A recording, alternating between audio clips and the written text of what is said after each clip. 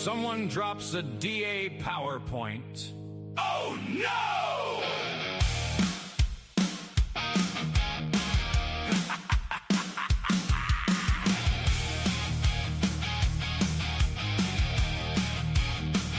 She's a Wisconsin mama with 5 kids strong. Saw the school board meeting and said something's wrong. Coffee in her hand, Constitution in the bag. Walking through Ozaki waving Liberty's flag. Questions wouldn't leave it alone. School board saw her number lighting up the phone. They said, Scarlett, please, it's 9:15. She said, I got 3 more questions and I'm using my time. Scarlett Johnson, Moms for Liberty, coming to the meeting with receipts times 3. Parental rights and a microphone. You better have your homework done when Scarlett gets home. Scarlett Johnson, sound the alarm. 5-kid mama causing political harm to anybody thinking parents won't appear. Surprise! She brought the whole crew here. Oh! She sees the word woke, starts cracking her knuckles. Somebody in the back nervously chuckles. Day committee scheduled meeting at 4. Scarlett somehow knew about it 3 days before. She's posting online, she's reading the files, digging through policies for miles and miles. Somebody whispers, maybe she won't see page 9. Scarlett kicks open the metaphorical door. I read the whole thing online. How many kids? 5. What county? Ozaukee. What does she want? Parental rights. How long is tonight's school board meeting? Oh, Lord. Ran for the school board, fought a recall fight, arguing education policy day and night. She's been called controversial, she's heard it before. That just makes her talk about education some more. Then came a lawsuit over words she'd said. Scarlett kept fighting straight ahead. Appeals court ruling finally came around. Somewhere in Wisconsin you could hear the sound. Free speech! Eagle screech. She's got 5 kids, a calendar packed, school policy printed and highlighted facts. You thought the meeting would finish by 8. Buddy, you're staying late. Scarlett Johnson, Moms for Liberty. Wisconsin mama making political history. Love her or hate her, one thing is clear. She's definitely gonna make her opinion heard here. From Aquan meetings to the internet fight, she's arguing politics morning and night. 5 kids at home and another post to write. Scarlett's back online, Tony. Okay, our next public commenter looks at paper. Scarlett Johnson. Entire board. Shit. Red flame in the cold night glow, Wisconsin wind and the stars all know. She's got fire where her heart should be. Liberty's call, she answers free. Stepping hills, but she's still inside. No fear, no doubt, she won't hide. Capital lights on a battle cry. A mama lying, watch her rise. Words are weapons, truth a blade. In the chaos, she's unafraid. Standing tall, she breaks the chain. Crimson faith runs through her veins. Oh, they whisper, you can't change it. She smiles, watch me rearrange it. Every vote, every voice ignite. For the mothers who won't lose sight. Lover is Scarlett rising through the storm and smoke. Voice of reason, every chain she broke. Liberty beats in her chest so loud. A freedom queen, a mother style. Crimson lights, Republican gold. This is the story the future told. Scarlett's flame, unbreakable, free. She's the power, the legacy. Moms united, hearts aligned. Defending truth, they will not blind. Children's voices light the sky. They're the reason, they're the why. Born to blaze in the northern snow. Wisconsin roots, watch her grow. Constitution's ink on her soul. Patriot mind control, no.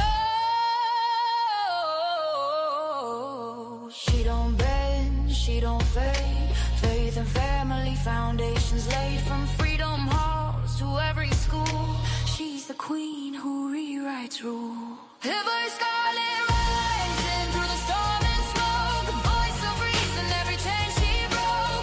Liberty beats in her chest so wild. A freedom queen, a mother style. Crimson lights, Republican gold. This is the story the future told. Scarlet's flame, unbreakable, free. Mom for liberty, eternally. Mom for liberty, eternally.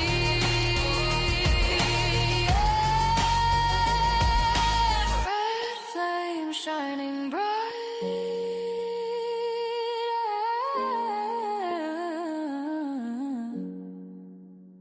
Scarlett's name, liberty's light, forever fight. Every scarlet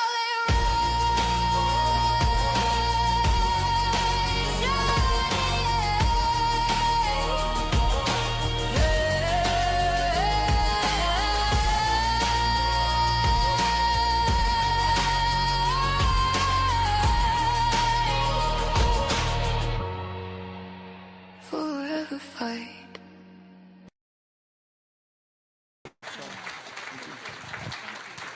Thank you so much.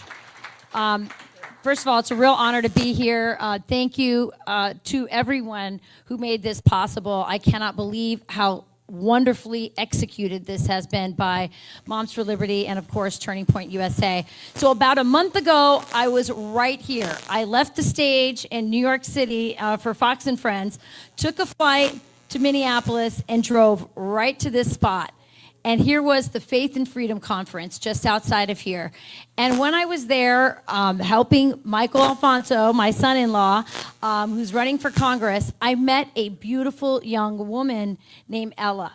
And I also met her mom. And as I started talking to her about her situation and what had happened to her, Michael and Evita had introduced me to them, I became enraged. But I also had an idea. I said, have you ever met Riley Gaines? And she's like, no, I know who she is, but I'd never met her. And I said, you know, we should do something with Riley Gaines, because Riley is one of those people who's been coming on Fox and Friends since she bravely spoke out against transgender or men pretending they're women in sports. And I've always said, and Riley will tell you it's true, she is the #1 feminist, the real feminist in America. And so I really wanted to make that happen. I can't believe in 1 month what Turning Point USA and what Moms for Liberty were able to put together here to support Ella and her parents and every parent out there and every student out there who cares about this issue. Our next guest is somebody who reminds me of Ella and also of Riley, because she is so brave. Her name is Scarlett Johnson, and she is the ambassador, that's her title, at Moms for Liberty. And she also has an amazing podcast called Unleashed that everyone should be listening to. She is a force of nature in Wisconsin. She's proof that you get moms mad and you get action. And that's what she has done and continue to do throughout the state of Wisconsin. And I'm just really proud to call her my friend. Scarlett Johnson.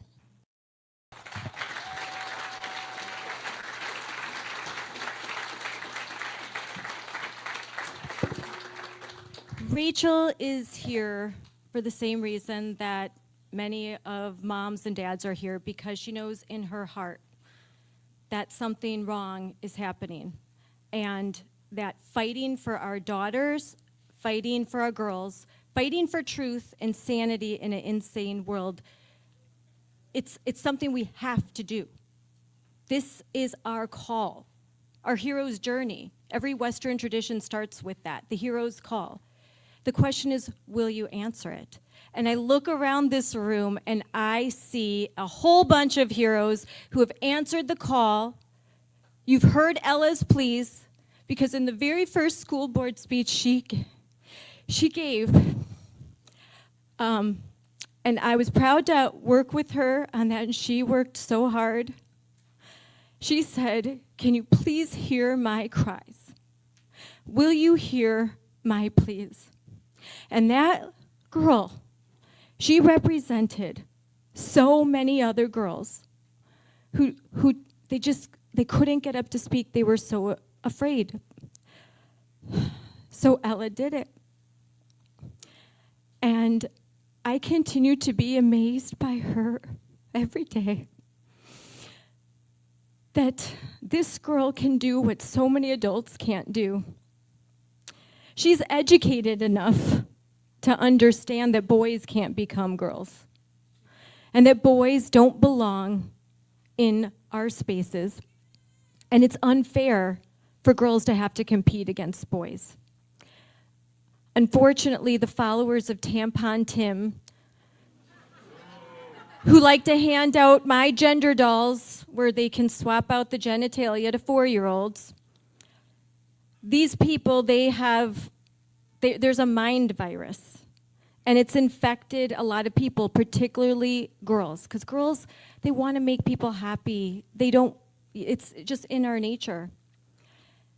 So, we're joyful warriors. So we're happy, but we're warriors, and we're going to come and get you if you mess with our kids.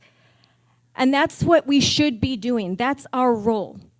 When you see children hurting, you don't get to say, oh, that's not my place. You don't get to say, oh, it's just not the time. Mean people would say really bad things about me on social media. Well, they say terrible things about me, but they're weird. They're really weird. Have you looked at them? They're strange. And they hate me. They hate the country I love. They're trying to destroy my way of life and civilization. And worst of all, they're coming for my kids because they don't have any of theirs. So what do I care what they think about me? They don't like me? Well, I don't like them. So we're even. Why would I let the opinion of people that are so dumb that they don't know what a woman is, and they think men can get pregnant, and they'll say so before a congressional hearing, why would I care what they think? What matters is what God thinks. What matters is what my kids think. And I see so many young people here today, and they're looking to us. And if we don't have the courage to stand, how are they going to have the courage to stand? If our girls don't stand up for themselves now, when will they? When will they suddenly have the courage to do so? If we don't, we've got to help them have the courage now. So real quick, I'm going to talk about what happened in New Richmond, and you all know, but just in case, because we're recording this, in case you haven't heard, you live under a rock, I've got here, because I always bring the receipts, here are the maps. These are the maps that the New Richmond High School pasted all over the doors and walls of the high school when the girls didn't want to share a bathroom with a boy. They were given a map to a single stall bathroom. Hundreds of girls go find a janitor's closet or teacher's lounge, go suffer a humiliation ritual, make sure everyone knows who you are. Oh, you're the bigot, right? Then they go on social media where they make a I Hate Moms for Liberty, I Hate Scarlett Johnson Club. Oh, that's so original. And they get to post with no names, but you know who they are because a lot of them work in the school district. And they say mean things about Ella, and they say mean things about kids, and that prevents the kids from speaking up. But it didn't stop you guys. I saw something so special with New Richmond that I have not seen anywhere else, and I've seen a lot in 6 years. You guys have something special. Look around. Look around all these people. You have something special. You have gumption. You have courage. And courage begets courage. You can take on the New Richmond School Board, but you have to keep fighting. You can't just show up to one school board meeting. You got to show up to more. You got to email more. You got to vote. You got to vote for candidates that are standing with our girls. And you've got to hold them accountable. Now, New Richmond, there's good news.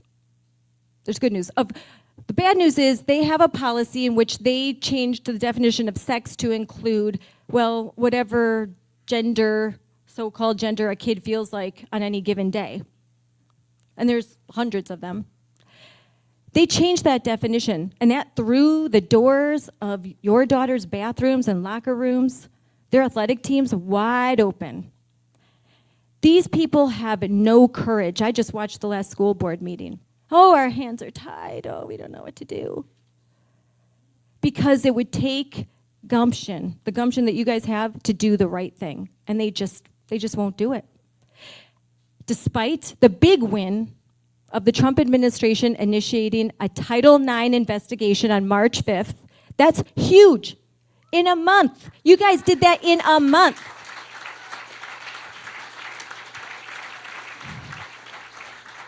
And then you guys did something else I rarely see. You formed a parent coalition and you sued them.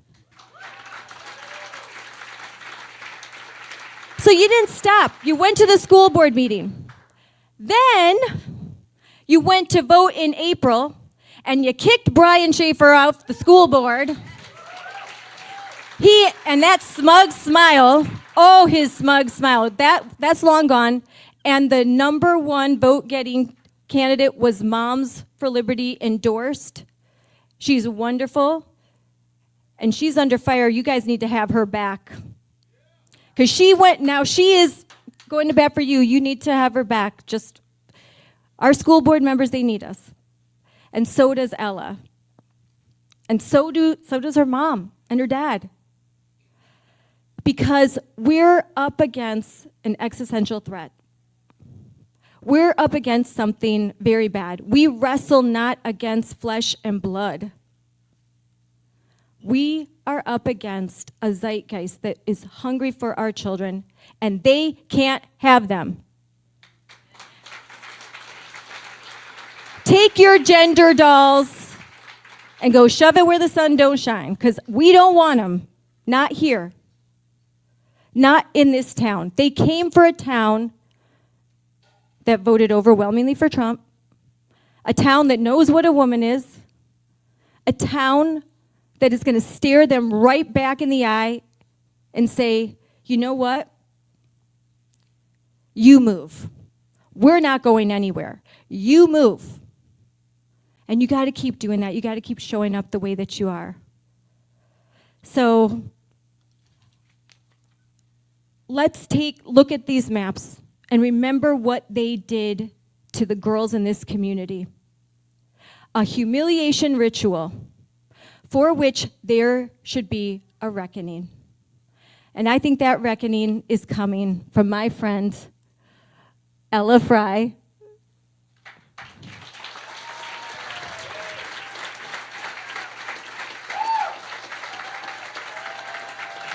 Woo!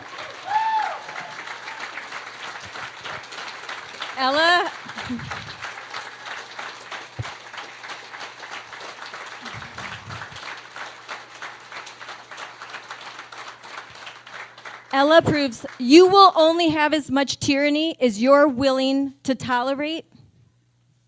You will only have as much injustice as you're willing to bend a knee to. This girl, she didn't bend the knee.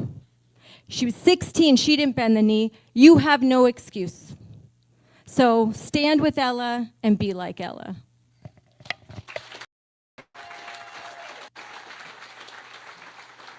Thank you, Scarlett. Hello, everyone. My name is Ella Frei. I grew up right here in New Richmond. This is my school. A lot of you have watched me grow up in this room. For most of my life, school felt normal. That changed in my junior year. A male student started using the girls' restroom. Freshman girls, 14 years old, were scared to walk in. At first, my friends and I stayed quiet. Then it got worse. When a friend told me she felt intimidated, I got scared too. I started holding it in until I got home. I wondered if the locker room was next. Would I have to change in front of them? Would he end up on my volleyball team? I went to the school board and told them the truth. Most of them wouldn't even look at me. The very next day, they put up maps directing the girls to single-stall bathrooms. 2 of them were in the teacher's lounge. They would rather displace over 300 female students than ask one biological male to use the private restroom. That doesn't make sense. I was 16. I stopped using the bathroom in my own school. I received threats. Some of the adults who worked in this building joined in online. And when we finally filed the lawsuit, the district's lawyer called what happened to me purely about discomfort. Discomfort is a feeling. A boy who feels like a girl is feeling discomfort. A girl losing a private space federal law guarantees them is not a feeling. It's a decision this district made. He wanted the girls' spaces. This school has 4 single-stall bathrooms. Give him one of those. Every other girl keeps what she had. Nobody's embarrassed, nobody's afraid, and it's over before you know it. Instead, they moved us girls because a boy was experiencing discomfort. They hired lawyers to make sure a boy was comfortable, even if hundreds of girls were displaced. This just doesn't make sense. I've been told I'm not educated enough on this issue. I've been told that I need to learn more, listen more, and understand more. There are adult men and women who coach in the WNBA who are too cowardly to say what they know is true in their hearts. They are basically standing in front of this country saying 2 + 2 = 5. A 5-year-old is educated enough to understand that boys and girls are different. Boys and girls are physically different. That's not hate, that's biology. On average, males have greater muscle mass, greater bone density, and greater lung capacity, and greater strength. That's why we have separate sports. That's why we have separate locker rooms and bathrooms. Title IX was written to protect those differences so girls could have a fair chance. When the Supreme Court said on June 30th that sex under Title IX means biological sex, I was so pumped up. Not because it was complicated, but because it was finally common sense. I want to thank 2 women who have given me strength. The OG of girls' rights, Riley Gaines. She went first on national stage.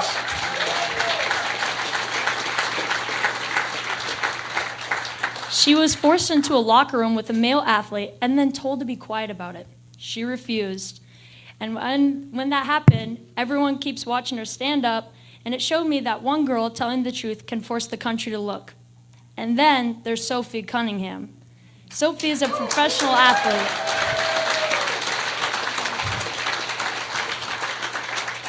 She's at the peak of her career. She has sponsorships, a platform, and everything to lose. When she was asked about this issue, she didn't hide it. She said, I want to protect girls in the locker room or young girls in sport who shouldn't have to go against biological men. She called it common sense. And when the attacks came, she didn't apologize. She said, I said what I said. That is courage. To the people who call girls like Sophie and I hateful or uneducated, we see you. You are so committed to a feeling that you are willing to erase the physical reality of an entire sex. You would rather shame a teenage girl for wanting privacy than ask one male student to use a different bathroom. That's not compassion. That's cruelty dressed up in kindness. And we are done pretending otherwise. To the girls...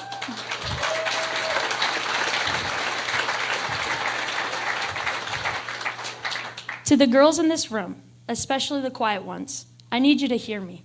You are not alone, and you are not wrong. I chose to speak up first in this school so you wouldn't have to, but I don't want to keep standing up here by myself. The cost of speaking up drops when the 2nd, the 3rd, and the 10th girl shows up. That is the only way that this changes. We are not asking for special treatment. We are asking for the same basic dignity that was normal for generations before us. Private bathrooms, private locker rooms, and fair teams. The right to be a girl without having to apologize for it. We are not surrendering our bathrooms or our locker rooms or our teams. Not 1 inch, not tomorrow, not next year, not ever.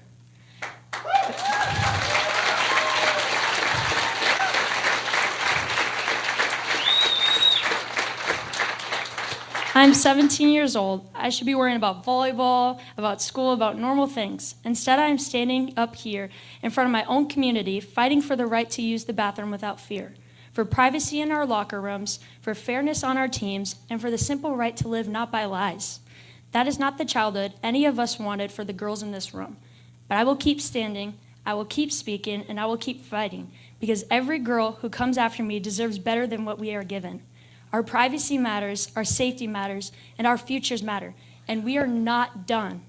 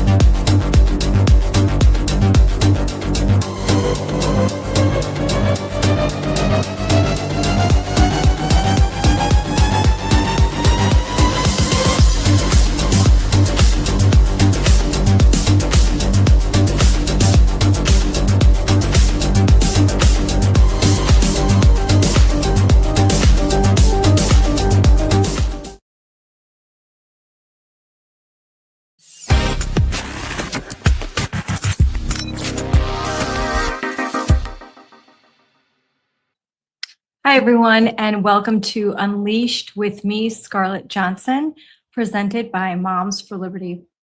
Now, before I bring out my guests, Payton McNabb, Ella Frei, and Briley Lechner, three girls who already paid the price because adults can't define what a woman is. I need to tell you what happened this week. So this is something I want to start doing, kind of going over the big stories of the week that I've been talking about, that Moms for Liberty has been posting about, all on social media. And so, and give our little kind of take on things. So I want to start today with announcements by the U.S. Department of Education. I think they're pretty important. So this week, the U.S. Department of Education sent every federally funded school district in America a Dear Colleague letter. But this is a Dear Colleague letter that we can get behind. You know, we had President Obama's Dear Colleague letter and President Biden's Dear Colleague letter, and there were big differences. For example, in 2014, when President Barack Obama sent a Dear Colleague letter, there was disastrous consequences. So for over a decade, these Dear Colleague letters from the Department of Education were used to shove ideology into classrooms and shove parents out of classrooms. Again, Obama 2014, disciplined by racial statistics. Neutral rules were treated as racist if the numbers were wrong. In Obama 2016, gender identity is now classified as a category in Title IX that is protected, changing the traditional definition of sex, male and female. Bathrooms, locker rooms, and overnight trips opened up. And then enter Biden 2021, and boom, we've got this explosion of gender ideology. Gender identity is considered now protected, and actually protected plus, like I've said before, rights plus to kids who identify as a sex other than that which they were born, which is a very sad thing. It's mental illness, but like the Supreme Court just recently affirmed on June 30th, it's not a protected class. It's not protected by the Equal Protection Clause. Gender identity is not equivalent to sex or race. It's different, and it doesn't have that high level of scrutiny. Of course, there are school boards all over this country that refuse to admit that because they are more aligned with their religious like beliefs, this cult like belief, gender and gender nonconformity, and the hundreds, if not thousands, of different identities. This is a cult. This is a cult that we're up against.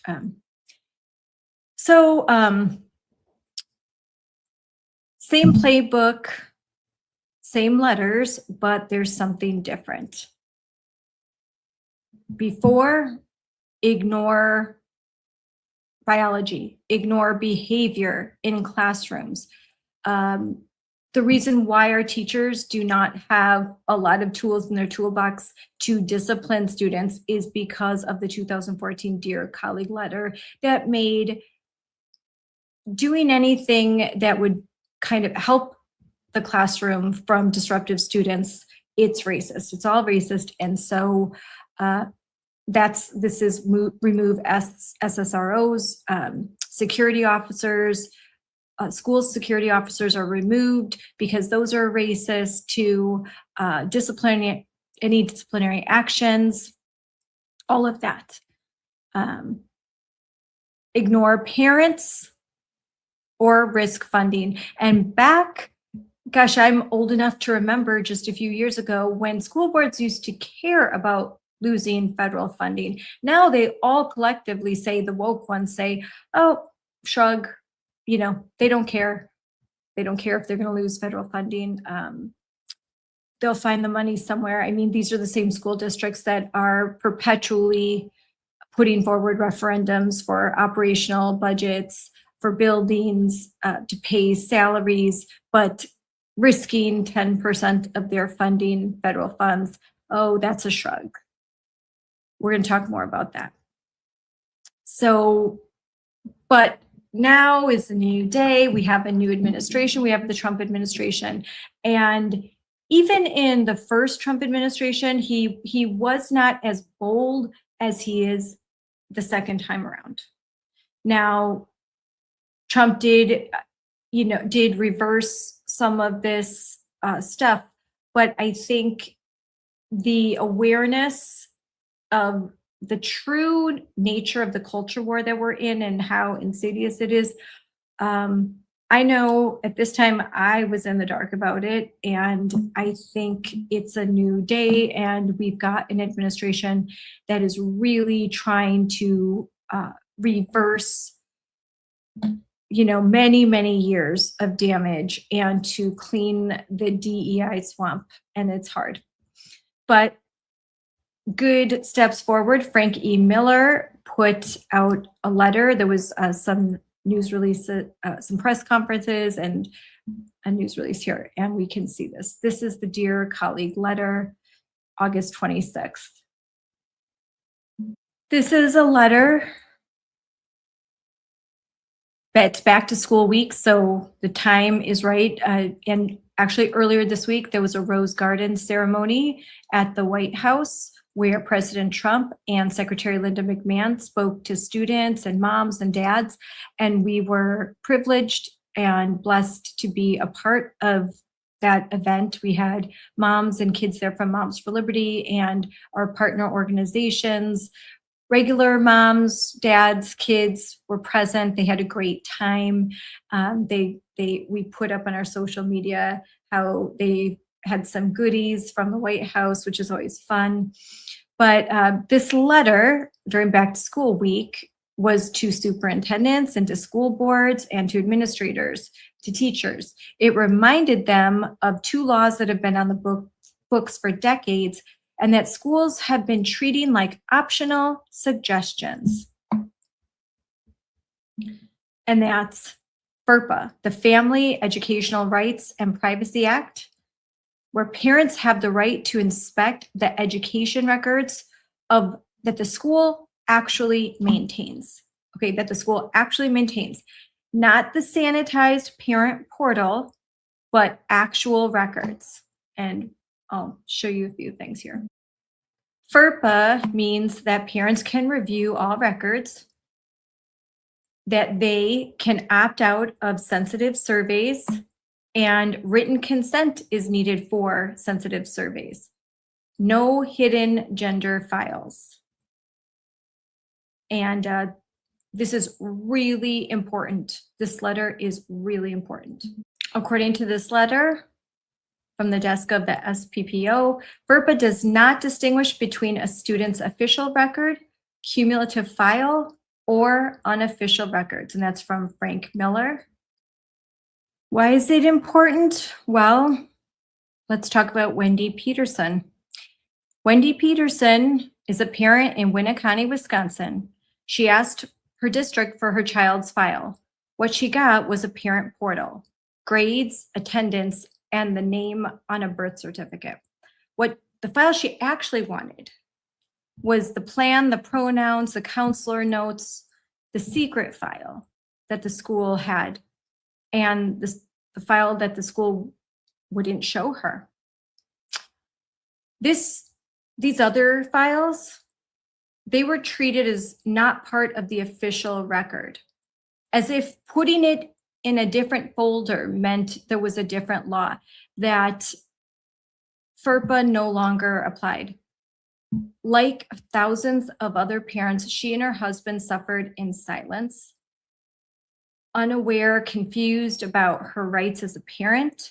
She only discovered that the school was continuing down the path of affirming her son's new chosen identity as a female because she was accidentally sent an email where her son's chosen name was on it.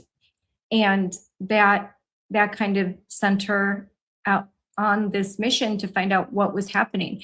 And she explicitly asked teachers, principals, superintendent, everyone, school board, everyone, to please don't affirm my son. He's going through something. And we're going to talk about this in more detail. So this is just a little bit about what is going to be a bigger story that I'm going to talk about.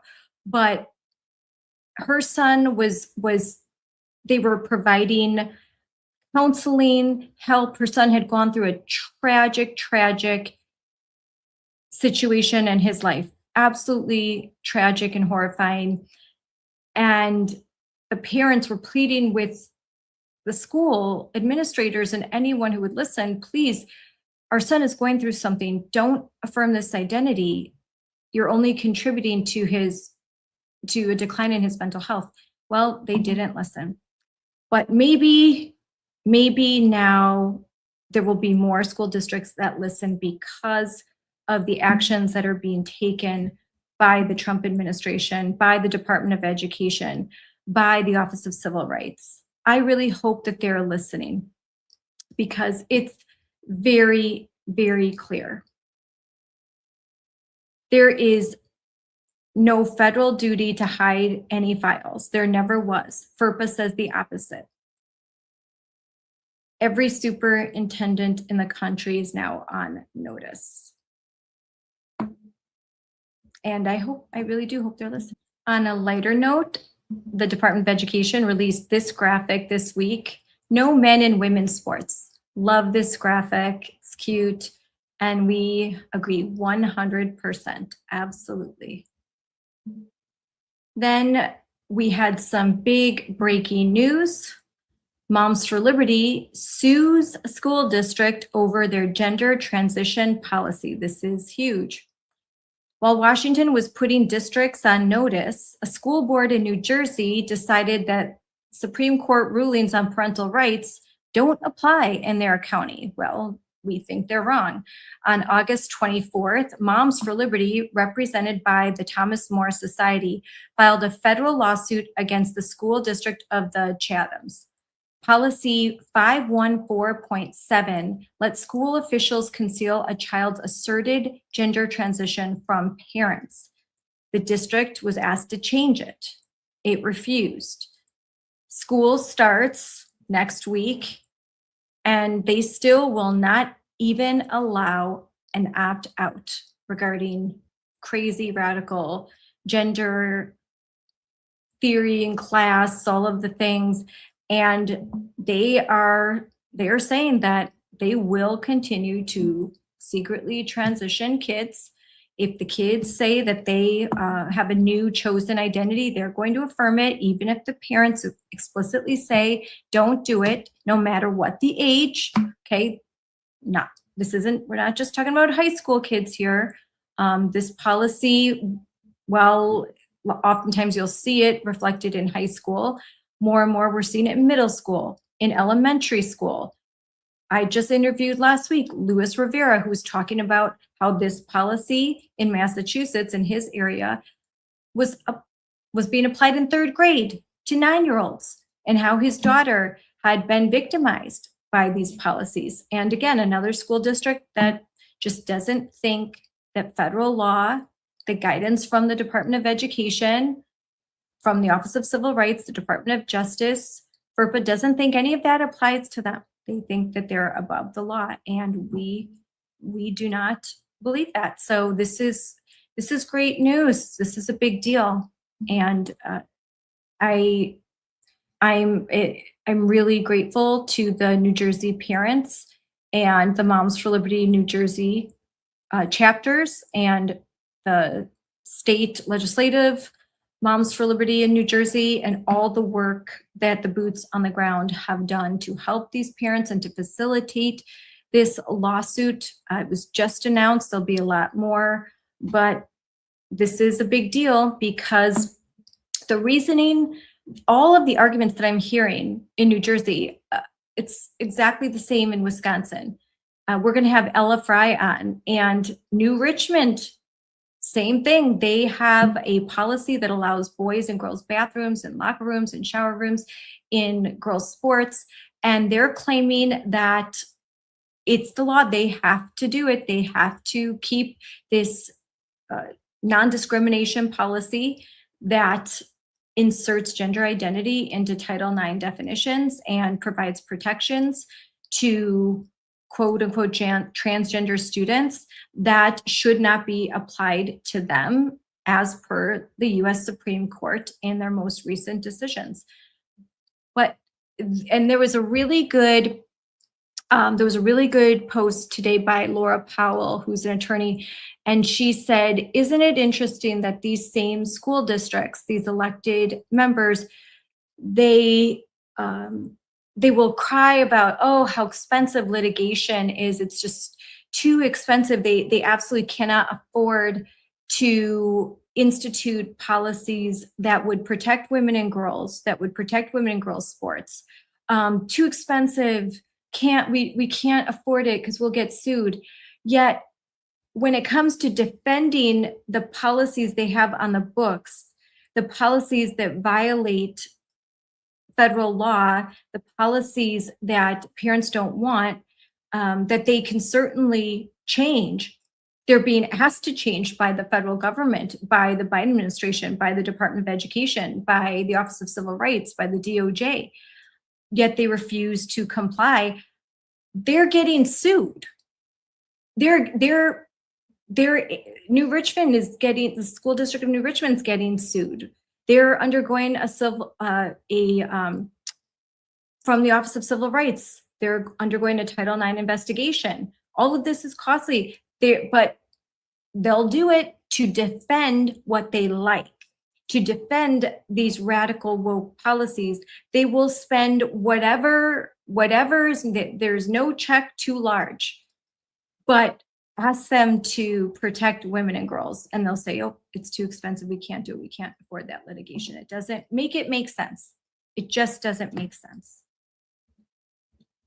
Now, finally, I'm going to talk about this because we are going to be discussing this gentleman here, who I think is a hero. Enes Kanter, freedom, banned from the basketball stadium in Chicago. This is him courtside at the Fever Sky game. Sky owner Michael Alter later called him a potential threat for wearing this shirt. And when he was accosted, when a WNBA player from Chicago, I'll find the name, basically started screaming at him, he stood up and he just sort of lifted his arms like this, and he's got a large, wingspan. And they said that they kicked him out of the game and said that was a threat. I mean, if he was playing for any of those teams and he had to block, he'd have his arms up, right? I mean, and since the WNBA cannot define what a woman is, and he's eligible for the draft just because he says he's a woman, I mean, that's their standard. So I don't know why it would be threatening, something that he would be doing in a game all the time. There's no difference between men and women according to the WNBA. Just simply the declaration that one is a woman suffices. You just have to say, I feel like a woman, and that's my deeply held identity. I was born in the wrong body. So that's what Enes is saying. He was born in the wrong body. Wouldn't you know it? Like, the doctors got it wrong. His silly parents told him he was a boy, and he just always felt like he was a woman deep down. And now he's finally expressing his true gender. And this is how they're treating him. I mean, look at, he's wearing the shirt. Adult human female. Yeah, I love it. This is true. He knows what a woman is. A woman is an adult human female, and he is not one. And we know that, and he knows that. But the WNBA doesn't seem to know that. And frankly, we all can see right through this. They're just upset that he is proving a point. They look ridiculous, and they're acting more and more ridiculous And the more that they act in such a crazy way, the more that we see right through them. They called him a threat. Sophie Cunningham said the girls should not have to share a locker room or a court with a biological male. The WNBA held a task force and still could not define a woman. Nope, several days they just pondered and pondered, but they couldn't figure out what is so easily expressed right here on his t-shirt. A woman, noun, adult, human, female. Maybe they'll watch this and then suddenly the light it'll click. Oh, now we know what a woman is and we can avoid all of this. This isn't a sports story. This is it goes in line with Wendy Peterson's story. The policy in New Jersey. The adults in charge have lost the plot. They'd rather police parents, police Enes and his shirt, police girls, rather than tell the truth. And that's absolutely wrong. So thanks for listening to some of the big stories that have been in social media this week. Now, let's get on with the show. So tonight, I have the pleasure of talking with Payton McNabb again, three-sport athlete, a biological male on the girls' volleyball team, spiked a ball into her head. She suffered traumatic brain injury, a brain bleed, partial paralysis. Now she's recovered a lot, but she will never fully recover. And she'll never be able to play sports the way she once did. She lost a lot that day, and it was completely preventable. She has now become a leading voice for sanity. She's become an activist for change, an inspiration to girls all over the world. She was with President Trump, and she was actually able to stand up. He honored her. She was able to talk before Congress. She sat next to Usha Vance. Amazing, but it doesn't deflect from the trauma and the things that she had to go through and that she still has to go through because a boy was allowed to play on the high school volleyball league, and the males are much stronger than females, and it's truly allowing dangerous situations when you're allowing a boy to pretend he's a girl and allowing him to participate in competitive female athletics.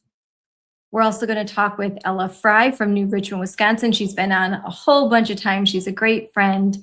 She's the named plaintiff in the lawsuit that I was talking about, New Richmond. She has been outspoken about boys and girls' bathrooms. She is the one that tore down the map that the administrators taped to the walls of the New Richmond High School, where they showed the girls where they could go to a single stall if they weren't happy with a boy in their bathroom. And she just ripped that map up and said, no way, I'm going to fight. And she's become Wisconsin's Riley Gaines, and just recently met Riley Gaines in Wisconsin and was on the Riley Gaines podcast. And she was amazing. Everyone who meets her just loves her. She's just the sweetest thing. She refuses to suffer humiliation rituals, as does my final guest, Briley Lechner, who is the youngest. She's 16. She's from Monroe, Michigan. She unknowingly competed against a male athlete in volleyball.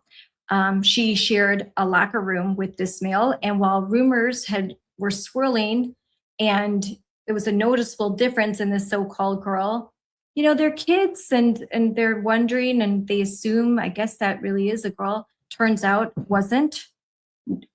Parents found out after the fact, girls found out after the fact, after several games, several times that she had to share a locker room with this boy.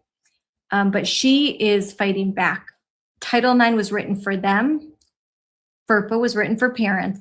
The Department of Education just reminded every district in America that a secret folder is still a record. Moms for Liberty just sued a New Jersey district that thinks the Supreme Court is just, their rulings are just suggestions, helpful hints.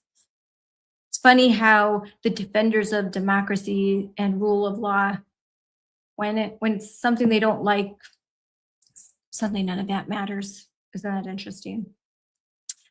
And a WNBA owner just banned a man from the Chicago arena just because his t-shirt said what we all know to be true and what everyone knew to be true until 5 minutes ago, that a woman is an adult human female. End of discussion. It would be comedy if girls weren't paying the price. It would be absolutely shocking to think that adults are keeping secrets with kids from their parents. And that's somehow okay in a public school system.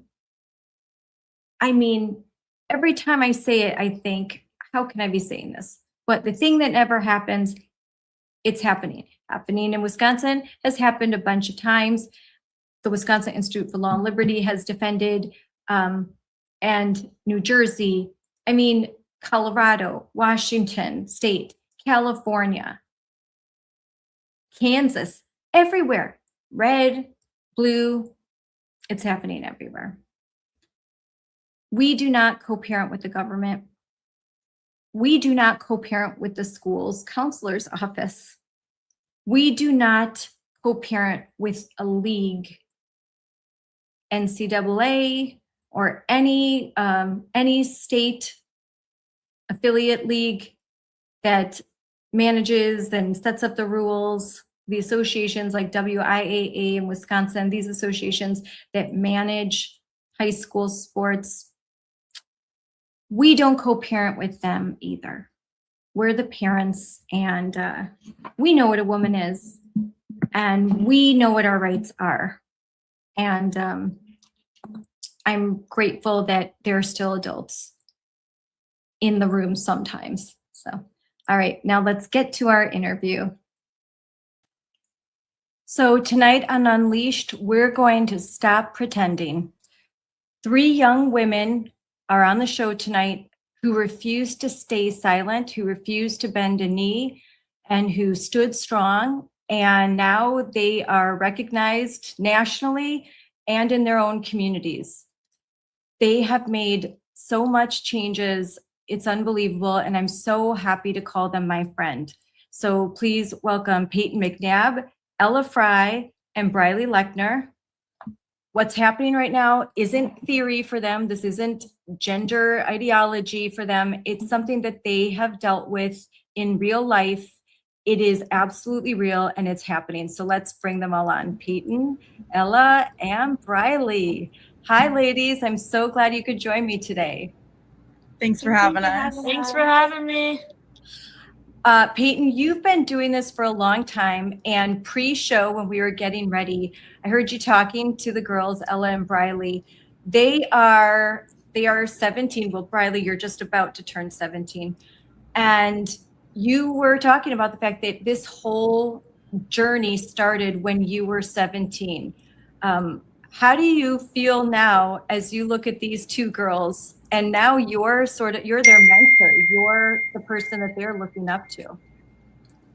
You know, it really is just like such a special thing. I mean, these 2 girls are definitely a lot more bold and outspoken than I was at their age to start out. And I definitely went into it very nervous. And as I'm sure they felt all the feelings. And it is a hard place, especially when you're 17 years old. I mean, you're about to be at the end of high school, you're going into college, and you have just so much on your mind, and just like the future is all in front of you, and then you're having to deal with all of this on top of it, and it's just definitely not an easy situation. And I feel like it's something that I can really relate to them on, because it's just a lot when you have crazy people coming after you for saying something as simple as biological reality is real. It really is. It's such a weird position to be in, especially when you're at the age where you know better, but also you know that the adults should be stepping in for you. Yeah, I mean, none of you are activists by choice. You didn't think, oh, one day I want to be in politics, especially when you're in high school. That's not a decision you made. You are athletes, you are girls, you are students in high school, and you were forced into this fight because adults who were in power, adults, and Payton, when this started for you, we had a different president. We had President Biden. This all started because the adults didn't do their job. They didn't protect women and girls. Many still aren't. This wasn't something you decided to do. I know there's haters that say, oh, you're just in it for the spotlight. Or Ella, for you, for the puppies. That inside joke of Ella had someone say online that she was getting paid in puppies to do this work. What? That's crazy. Yeah. I wish I was. Even puppies, yes, that's a new one. Had not heard that one yet. But you were all like thrust into this, not by choice, and definitely not you, Payton. I'm going to play for everyone a clip. It's you testifying in DC, and I think it sets the stage for this whole conversation. Here to share my story. I'm a female athlete from Murphy, North Carolina, who had my love of playing sports taken away from me. Since 2022, following a serious but avoidable injury, I've been speaking across the country, sharing my story and advocating for protections for women and girls' hard-earned rights to equal opportunity, fair play, privacy, and safety. Like many other little girls, I grew up playing sports. As soon as I could walk, my dad enrolled me and my siblings in various sports. I'm incredibly thankful for that because participating in athletics has afforded me so many life lessons and given me valuable skills. In high school, I played volleyball, basketball, and my favorite sport, softball. I was excited about the prospect of playing softball in college, but that day never came. My athletic career was hindered and cut short because I was forced to compete against a male athlete on an opposing high school women's volleyball team on September 1st, 2022. I went into this game knowing that there was a male opponent, but I felt helpless and had no idea what to do. Neither I, my team, nor the administration agreed that we should be playing against a male, but the game went on. Toward the end of the game, the male athlete went up to spike the ball, and it came right at my face, slamming into my head. The force of the ball knocked me down unconscious, while my body lay in a fencing position on the court. A fencing position is how your body reacts to a serious brain injury. Everything was dark to me. The auditorium was absolutely quiet, and my teammates were scared. That was my last day playing volleyball. Medical professionals informed me and my family of the heavy news that I suffered a traumatic brain injury, a brain bleed, and my body was experiencing partial paralysis on my right side. The doctors couldn't confirm how long it would take for my body to recover. It could take months or even years, and they couldn't confirm whether I'd 100% ever be back. While I've learned to navigate my new normal, there are several challenges that I deal with on a daily basis. Severe headaches, balance issues, vision impairment, and as my parents say, I'm just not the same kid. It is completely aggravating because the injury I suffered was 100% avoidable if only my rights as a female athlete had been more important than a man's feelings. Since then, I've chosen to use my voice to advocate for girls nationwide, especially for my younger sister, Avery. I've decided to turn my pain into purpose. I played a role in helping pass the Fairness in Women's Sports Act in North Carolina legislature, although it was initially vetoed by former Governor Roy Cooper, who ironically has 3 daughters of his own. Since speaking out, I've heard from so many girls. They see it happening in their schools, male athletes competing in women's sports. The fear of being severely injured by a male athlete who is undisputedly, on average, bigger, faster, and stronger than the average female is real. I want y'all to know that this issue is very real. I didn't realize how big it was until it personally affected me. What we are talking about is reality and basic truth. Men have an inherent biological advantage over women when it comes to sports. The advantage is particularly prominent respect to the activities where speed, size, power, strength, or cardiorespiratory characteristics determine performance. Males jump approximately 25% higher than females. Males throw about 25% further than females. Males run 11% faster than females. Males accelerate about 20% faster than females. Males punch 30 to 162% harder than females. Males are around 30% stronger than females of equivalent stature and mass. This is undeniable, and many more biological statistics can be found in Independent Women's Competition Report. I was so pleased to be at the White House on February 5th when President Trump signed the executive order entitled Keeping Men Out of Women's Sports. Finally, we saw a president act to make sure that sports competition for women is fair and safe. Now we need laws at the state level that define women and keep women's sports safe for women. Today, there are 27 states that have legislation protecting women's sports, and more than a third of the nation also defines sex-based words across their state laws. All 50 states should have this sort of legislation. I'm so proud of the progress.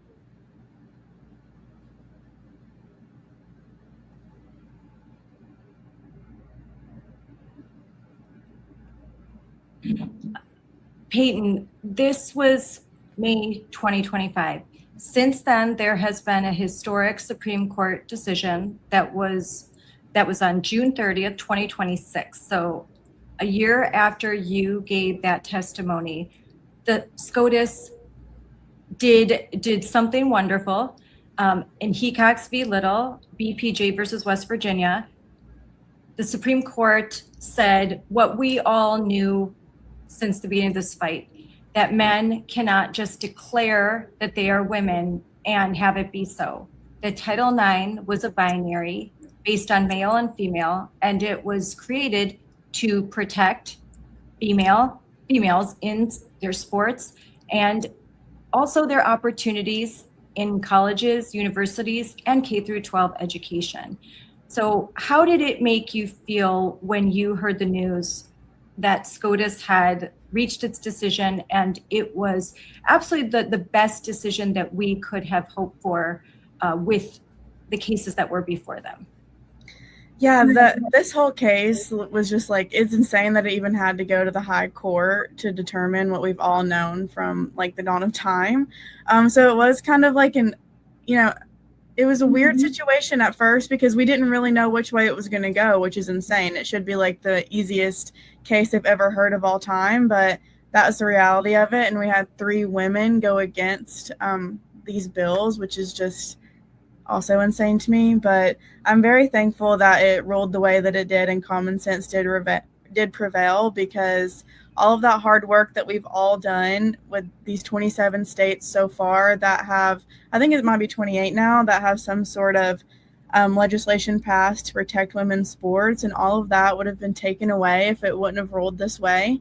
And, my biggest thing was we were at the rally and we saw just the mentally ill side of the aisle who is just coming for us with every breath, and they don't even know what they're talking about, and they're fighting against women. And it was so sad to see them want that so badly for us when we're the ones that are begging to have a basic human right of just safety and an equal playing field and all these things that we fought so hard to even have, and now we're completely going backwards. So I always thought that was really interesting, the fight on what was in the Supreme Court, because they weren't even ruling that all the states had to protect the women and girls. They were just ruling on if we were allowed to have these protections in our state. And I'm very thankful that we are, and that we can keep fighting to hopefully get every girl protected in every state.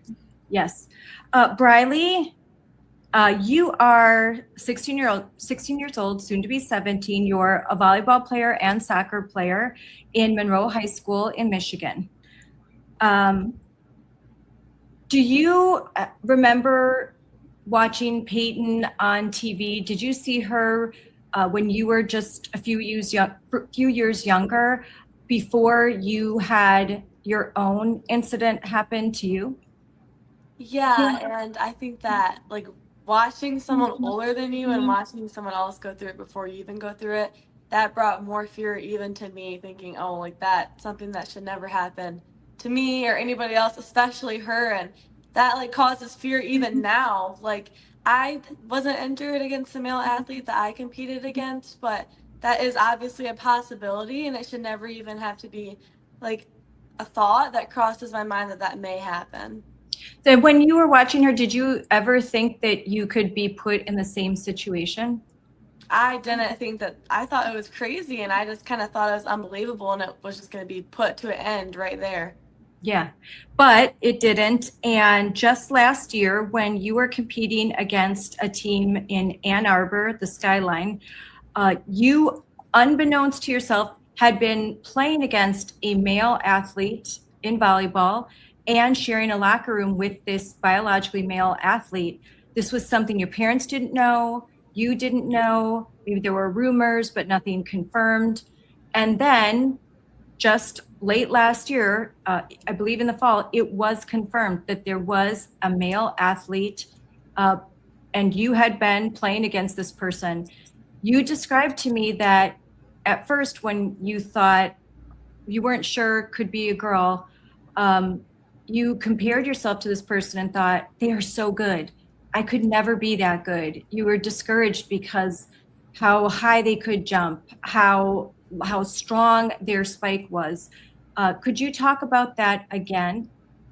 Yeah, so my freshman year, I even competed against this person, and from there already, I'm the underdog, like freshman on varsity. I'm nervous, like I don't want to make any mistakes, and I'm trying to be the best I can be and fit in. So when I see somebody amazing, I'm going to compare myself and think, wow, like I have a lot to live up to. I have a lot to work for. And then last year, when this was found out, it was kind of from there on just kind of like easy to see. It was kind of obvious, but because I never thought that I would be competing against a male athlete and that would have been allowed, I just kind of went along with it. And of course, I got down on myself because I do love the sport volleyball. I put hard work into it, lots of training, lots of dedication. And when I have never achieved that skill, of course, I'm just going to be discouraged.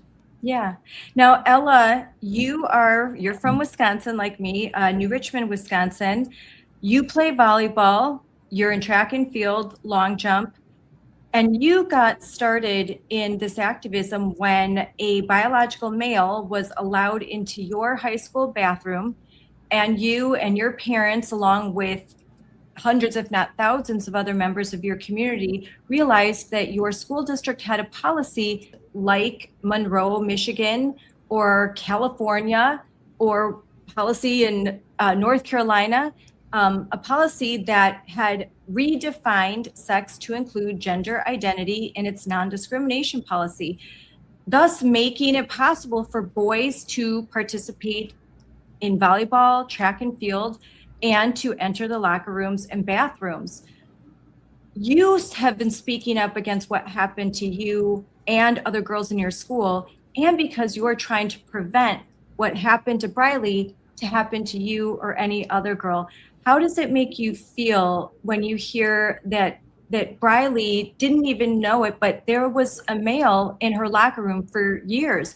She had been competing against for years, and this secret was kept until it couldn't be kept anymore. I think the differences as males progress through puberty, just they increase and heighten.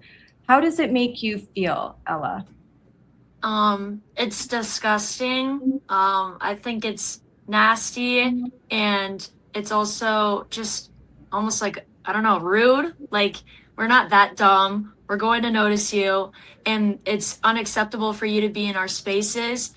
You have your own, go take on that. And if you really want to be this so much, go join a co-ed team or something. But there's no reason to take over our spaces. And I think it makes me want to fight even stronger to keep my community away from all that stuff and prevent stuff like this from happening, especially with all these younger girls coming. I have moms coming up to me. They're like, thank you for fighting, because I have so many granddaughters that are getting up there and I don't want them to experience something like this. And it just makes me want to fight for my community even more and get a policy laid down and show up to every school board meeting, reminding them, hey, we need this policy or else our community is going to fall apart. And I think that it's just another thing where girls shouldn't have to experience that fear. I mean, especially in high school, I could never imagine the girls in my grade or the freshmen, sophomores, whatever, on our volleyball team. I don't think, like, we're not obviously the best of the best, so we're going to get destroyed by a biological male. and it would just be a catastrophe if we had to compete against one, especially as like people that are obviously not like D1 college athletes. There's no way we're going to be able to take on that. And so I just hope that in the future we're able to get a policy laid down so none of this happens in our community. And Payton, so Ella says, well, we're not the best of the best, but even the best of the best would be in trouble if they played against a high school biological male, because there are inherent differences in males and females. And so you could be the best of the best, Ella, and it wouldn't matter, because a biological male, even if he were an average athlete, hey, look at A.B. Hernandez, someone who would not even qualify for the track and field events on the male division. When he identifies as a female, he's running away with the championship. And that's why it's not fair. Mm-hmm.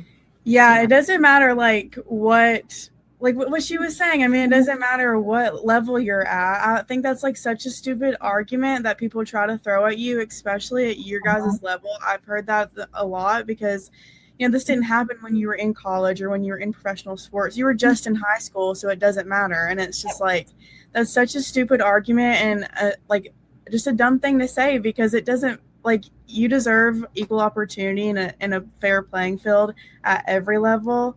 And it doesn't matter where you're at, to deserve that. And I think that's just something that's I don't think anyone's going to ever believe that. And I think everyone sees through that argument for sure. And you're right. I read the comments to Ella and to Briley oh, it's just high school. Yeah. Oh, just let them play. Be kind. You're not the best. This isn't the Olympics. But you're right.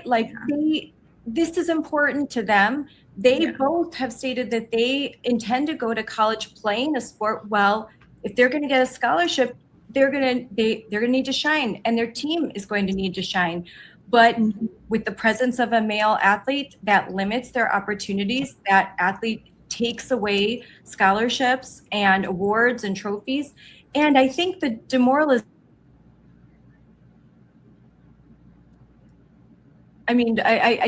Briley, all of you could comment on that. The demoralization, I think that kind of gets undercut in this argument, how demoralizing it feels to have an opponent that is kind of unbeatable for you. Yeah, I think, with my team specifically, and I know y'all probably had to deal with this too, we had to practice differently to prepare just for this one guy. And I mean, the team wasn't even that good. They were only winning games because of him. So they were putting him up on this pedestal and using that instead of realizing that it was sick what they were doing. So we had to prepare just to play against this one dude. And I think that just says a lot in itself. We deserve, every girl on every level and every age deserves fairness and safety. And we're on top of everything else, none of that matters, because a man's feelings and his false reality is over all of that. And we've gotten reminded of that time and time again in every single way.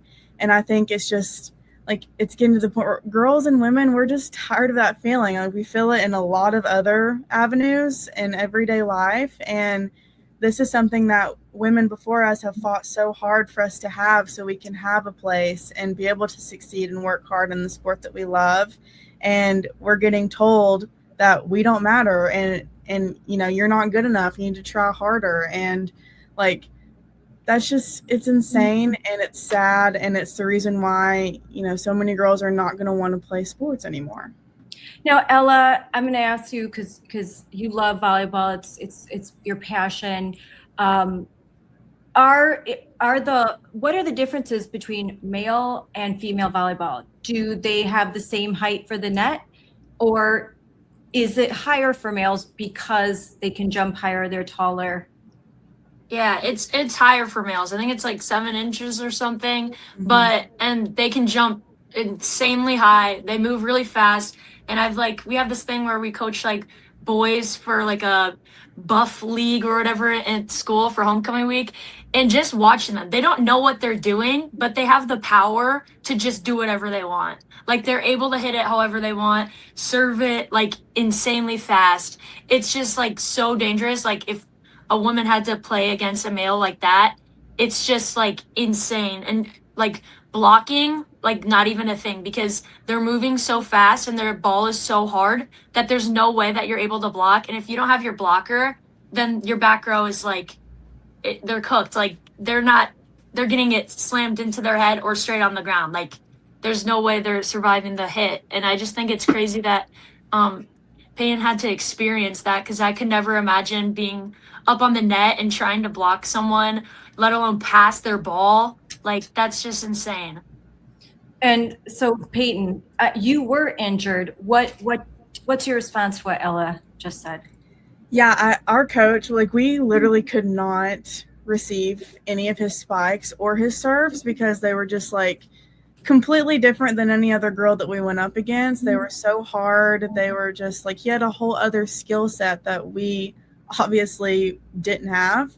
And, you know, I got to learn very quickly why these accommodations are put in place. Why is the men's 7 inches higher than women's? Well, it's probably because their vertical is insanely more than ours, or that wouldn't have been in place. So it's just like, it's absolutely crazy. We were told by our coach, like it was so impossible for us to even receive a ball that she said, just put a hand on it, like at least touch it. That's our goal for the game, is to just at least touch his ball. And that's really sad when that's your goal in a game. And you know, when I was out, our freshman setter had to go in for me, and I was only a setter. I wasn't even blocking. I couldn't even touch the top of the net. So I was always on tips and right behind our blocker. And our blocker was telling our coach, like, what's the point of me even blocking? Should I just come down so we have a 6th person to try to receive this ball? But, you know, it was just a crazy situation. And we got to see, again, exactly why these accommodations are put in place to begin with. And Briley, so you played against a boy. Did you have fear? Did you notice this difference? Did it make you nervous when he spiked the ball?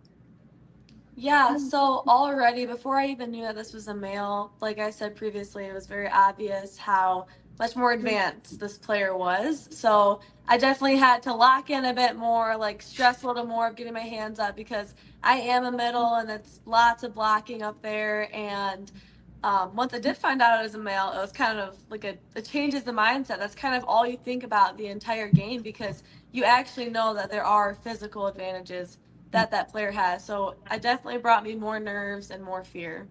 Yeah. And in the same situation as Payton, this team with this biological male was not winning until this male came on. So this male's like win after win when they had a male playing. If you remove that player, then the team is just probably the same as most other high school girls teams, and then it's fair play. But with this male, there's this advantage, and it's just not fair. That's why in boxing there is lightweight, medium weight, heavyweight. There are a lot of rules. The size of basketball.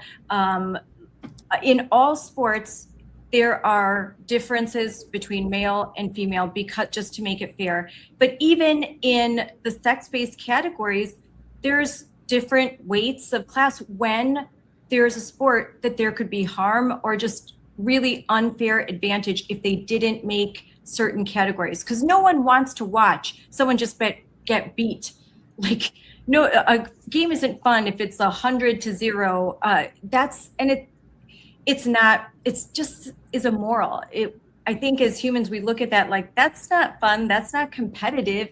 We like to watch those games where you're biting your nails and you're wondering who's going to win. They're equally matched. You know, it's just going to be the skill. It's really not fun to watch someone get clobbered. And I mean, as athletes, and as a mom of athlete, you know, that's not fun either. My daughter plays basketball. You get 40 points ahead, you put in the JV team. You don't just keep like going, because it's just it's not, you give some other players a chance. And that's the way I view this. It's just, it doesn't make any sense. It's not fair, and it's pretty much immoral.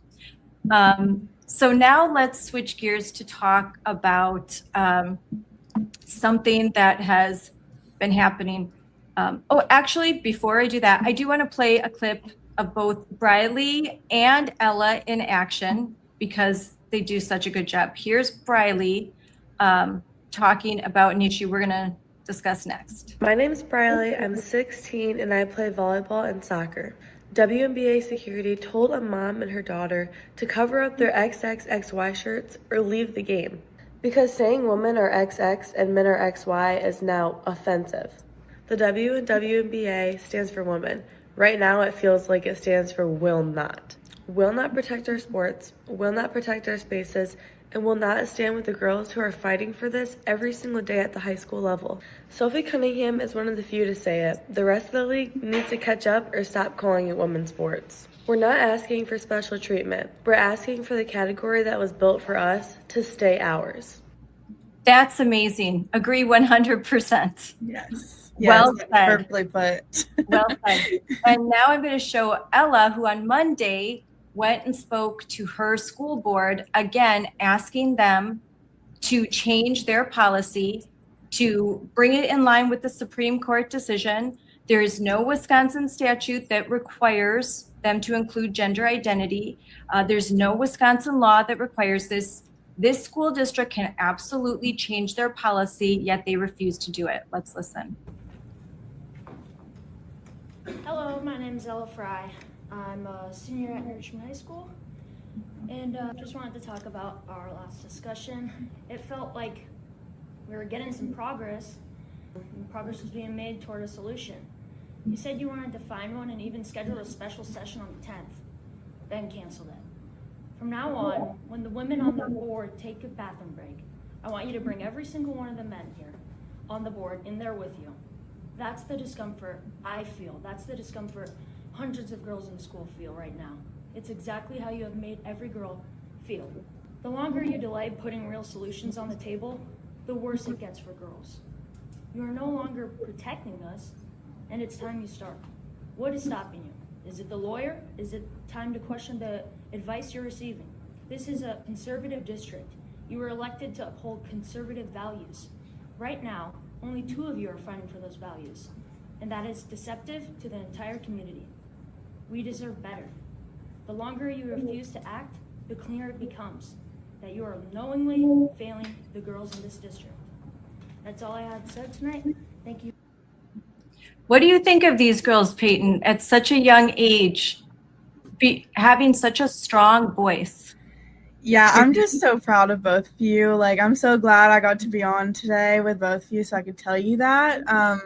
Because it's just been like, it's so encouraging to watch you both. And I think you both speak so nicely and so strong. And I definitely wasn't speaking like that when I first started out. So I just want to say, like, I'm just so proud of both of you taking it on at such a young age. And it's such a big thing and a lot comes with it. And I think you should both be very proud of yourself, and I'm glad. I feel bad, and I hate that it happened to you, and I hate that this is why we're meeting. But I am thankful, nonetheless, that we've got to know each other through it all. I know these girls well. I am so proud of both of them. I think their future is bright, just like yours. You're still a youngin' to me, Payton. I think the 3 of you all just give me so much hope for the future, knowing that they're strong women. We hear a lot about the woke women, and I think I'm so proud to platform and highlight this team sanity here.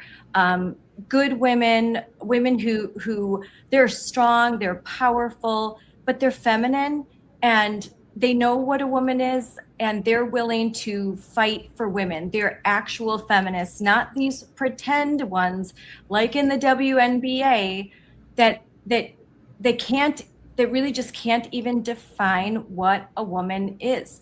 So before we start about the most recent controversy where a mother and daughter are told to cover up their XXXY gear, while at the same time there's other activists wearing pro-trans gear and they're put on the Jumbotron. Let's first talk about something that has just gone absolutely viral after Sophie Cunningham infamously said the obvious. Let's watch this.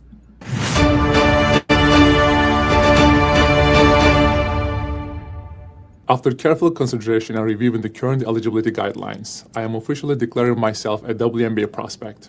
If simply declaring who you are is all that's required, then I meet every single requirement necessary to compete in the WNBA. My team and I have carefully examined the WNBA's eligibility criteria and governing framework surrounding self-identification and inclusion.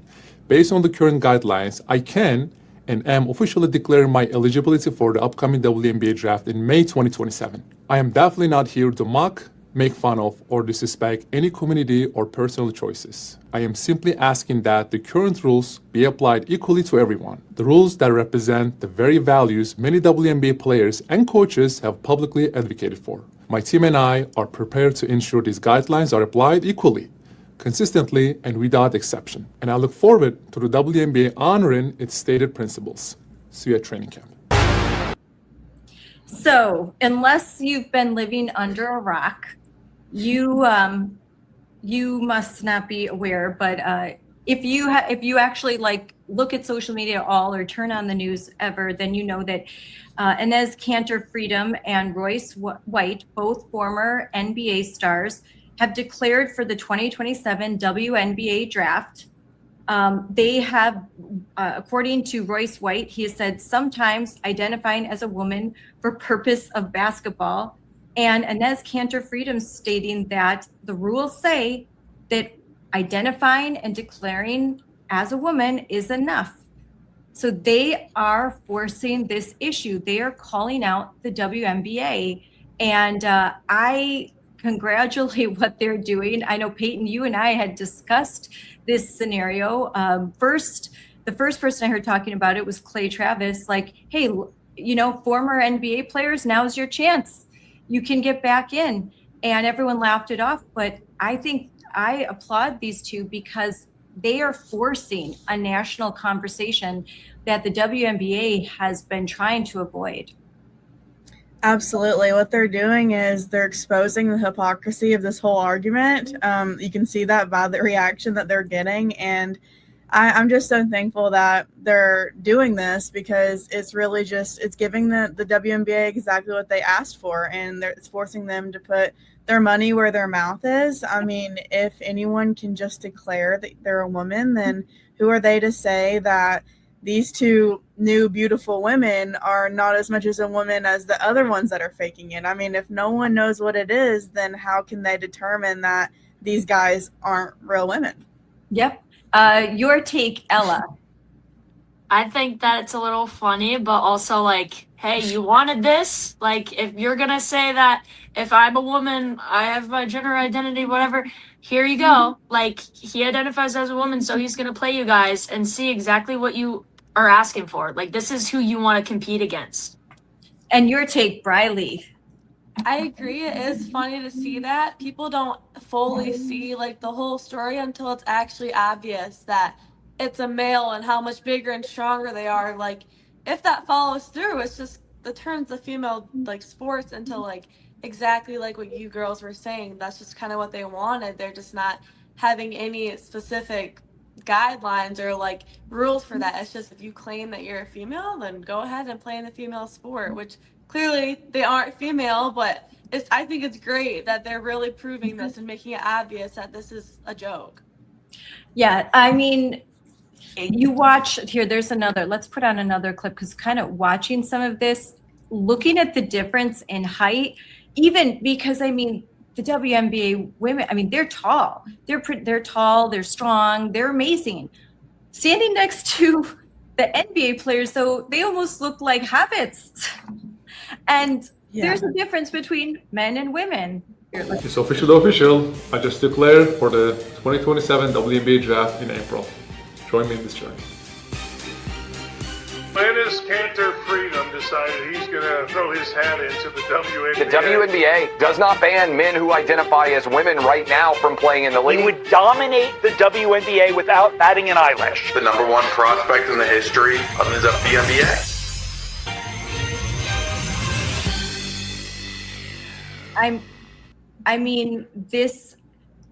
There's one more video. This, again, goes to show the differences between males and females. I am woman, I am fearless, I am sexy, I'm divine, I'm unbeatable, I'm creative, honey, you can get in line, I am feminine, We laugh at that, but it's true. This guy, Enes Kanter Freedom, if he simply declares that he's a woman, puts on a wig, paints his nails, there is nothing stopping him from playing on the WNBA team. And if he were 17 and in Monroe or in New Richmond, there would be nothing stopping him from playing on the women's basketball team, the women's track, the women's soccer, women's volleyball. He would absolutely, just the declaration, I am a woman, I feel like a woman, is enough. And it's insane. So again, let's go through reactions. Your reaction, Payton. So I actually kind of work with Enes, and so I've gotten to be around him before, and he is literally ginormous. This guy is huge. So I would just to see this in real time. It sounds like a joke in a big play or like a cartoon or something, but it could actually be happening. And the fact that the WNBA has had to have a meeting because of this to determine, is Enes Kanter Freedom a real woman or not? Because they do not know, and they could not give us an answer even after their special meeting. So, it's funny, but it's also this is real life, and it's kind of scary. It is scary that it's real life. Your take, Briley. I think this just kind of brings female sports and makes it just not female sports. And those videos that you just showed us, I think they're hilarious. I'm giggling to myself. It's so funny, but the fact that this is even up for discussion on whether or not these men are allowed to join the WNBA is crazy. It should just be an automatic no. It's just obvious. And my daughter plays basketball. She's been playing basketball since she was 4 years old on little rec leagues. And I think what he's doing is necessary to expose the idiocracy that is happening. However, it is sort of at the this women's sports is becoming a joke, and it's not because of Enes, it's not because of us, it's because of the woke. It's because they are unwilling to say what they know is true, that biological men should not be competing, especially at such a high caliber competitive level. But I don't care if it's elementary school, middle school, high school, there should be, it should be okay to have sex separated sports and sex separated categories. What do you think, Ella? I think going off of what you said, another point of view of these videos is it's so cool to see men speaking up, because obviously the women are not being heard, and the women on the WNBA don't even know what a woman is. So it's kind of inspiring to see big, giant, huge, tall men making jokes out of it, but also inspiring more people to speak up. And you don't have to be a woman to speak up for women. Yes, exactly. And I'm going to pull up an image now. Here's who we've been talking about, Sophie Cunningham. And just remind everyone that in March 2026, in an ESPN interview that was published on July 21st. So this was something she was talking about in March, but it wasn't published till the 21st. Sophie said, and I quote, "I want to protect young girls in a locker room or young girls in sport who shouldn't have to go against biological men." She rejected that she hates trans, just like all of you have. This isn't about hate. She said that love also includes love of truth. She loves everybody, but she also loves truth. And that means affirming biological women and protecting young girls. After this aired and it became just a worldwide sensation, and she was loved and hated for this statement, she didn't back down. She didn't issue an apology. She didn't go on an apology tour.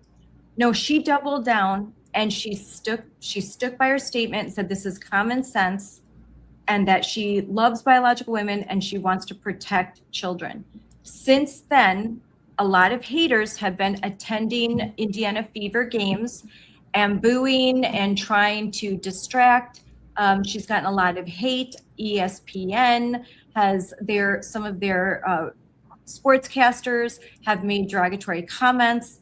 And while at the same time they elevate and praise WNBA coaches who make statements like this in Seattle, one of the co-owners confronted teens. They got fined and suspended. And in Minnesota, Cheryl Reeve wore a Trans Kids Belong shirt, and she prioritized inclusion and belonging. She even met Sophie at half court and, engaged in a discussion with her. And Sophie was very cordial about that. But it's been a firestorm. She has stood her ground. Briley, what do you think of Sophie Cunningham's statement? How has it affected you? And how do you feel by the fact that she continues to stand her ground and she hasn't caved to the woke mob?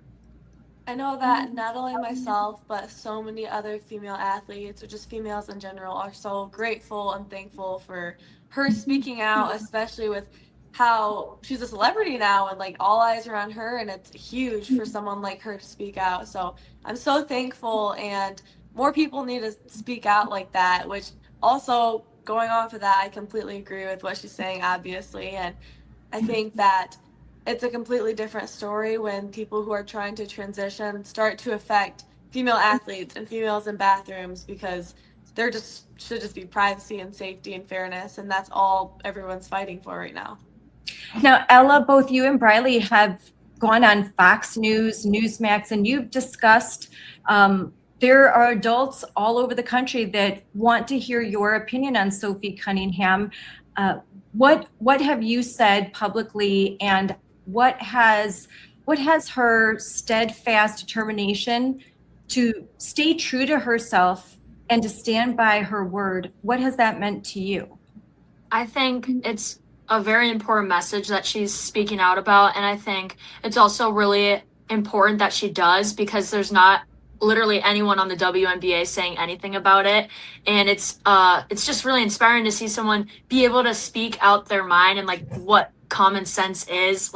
It is common sense. A boy shouldn't be in the girls team. Sorry, I had to say it, but we were all thinking it. And I think also it's just inspiring to a lot of young athletes like me, Briley, and so many more. It's a fight. You don't have to compete against them. You can speak up. Don't be afraid to speak up. There's so many people agreeing with you. And I'm just really grateful that Sophie Cunningham was able to share this at the peak of her career with all the lights on her with that pointing meme, and she still spoke up about it.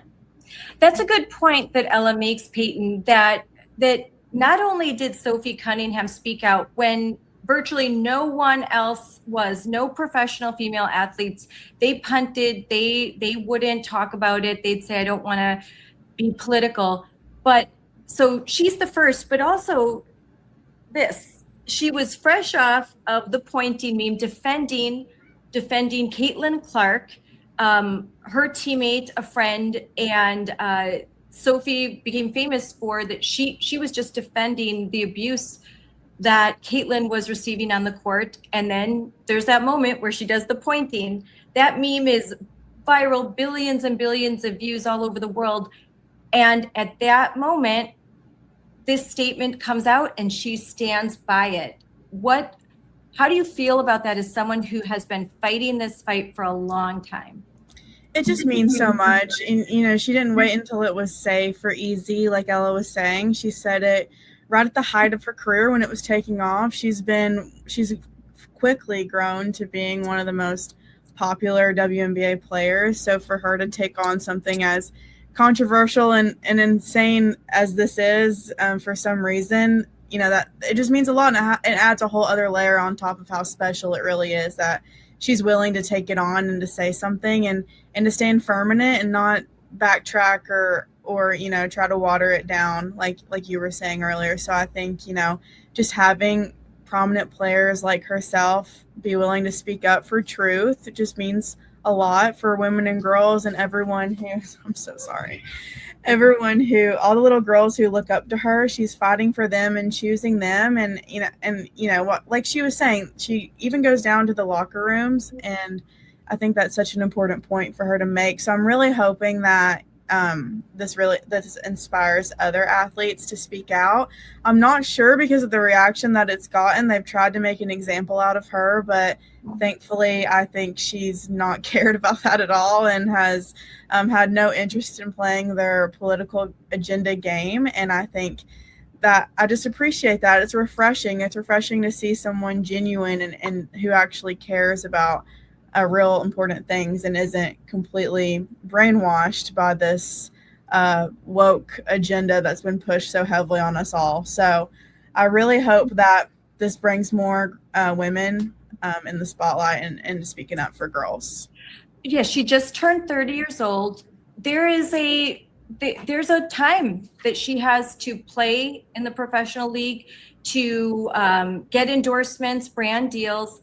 And what she did, it has a price, it has a price, and the fact that she's willing to pay it, not knowing, she had no idea that all of this support would happen. She had no idea where this would end up, but that she was willing to say, I'm not for sale. I think that's what has endeared her to millions. And I think there's a few haters out there, but again, I think there are a lot of paid activists. But there's a clip I want to bring where she talks about the boos that she was getting. So I'm going to bring this up in just a second here. Hold on, right here. Okay. You know what? Yeah, I like where your mind's at on that. I restart it. You got booed a little bit tonight. Really? Yeah. I was kidding. I know. In the talk. It was because of the ketchup chips. You know what? Yeah, I like where your mind's at on that. Maybe I should try. I heard I was supposed to try a different brand. So, but you know what? I will tell you, I want to shout out the Tempo crowd in the city. I think we've had so much fun. It's my first time being in Canada. It's a lot of our first times being in Canada. But the crowd was absolutely amazing. And, I think that's what sports is all about. You're going to get boos, you're going to get cheers. But just the fact that they're so passionate, they're loud, and they're putting on for the city, I think it's amazing. So shout out to you guys for coming out and supporting. So that's that attitude that she has, staying positive, not going low, taking the high road, really showing love of game. And I mean, she's just a great example, I think.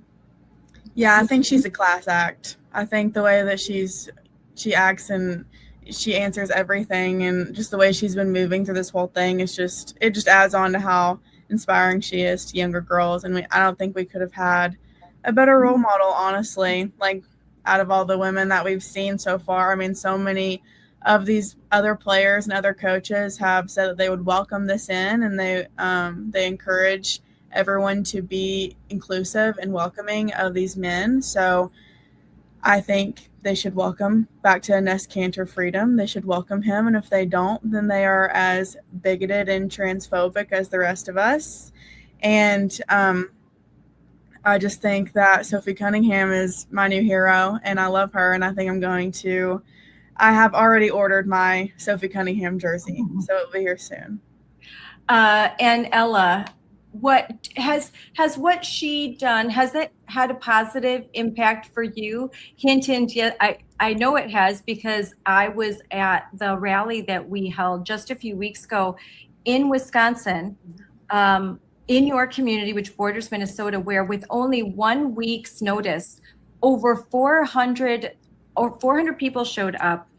There were kids, nearly 100 kids your age and younger. There were moms and dads, grandmas and grandpas, Riley Gaines, Rachel Campos Duffy, Turning Point Action. They all came out, and this was a rally to support you, and also to say we're with you, Sophie Cunningham. Yeah, and I wore my Sophie Cunningham shirt to it. I said what I said. I just love what she says. It's so empowering, and they're such short messages, but they have so much meaning behind them. Like, I said what I said. Like, deal with it or like move on, you know? And I think she's a really positive person. And like Payton said, I don't think there's any WNBA star I would rather watch stand up than her. She's so young, beautiful, and inspiring. And I just wish I could be more like her. Well, I think that you're showing a lot of courage. She is 30. You are very young and started at 16. And I think she would commend that you're standing up for what you believe in at such a young age. And she would say of you that she wishes she was like you when she was her age. I can guarantee that would be something that she says. But Ella, do you find that with her speaking out, you speaking out, we had Payton, we had Riley, they're the OGs.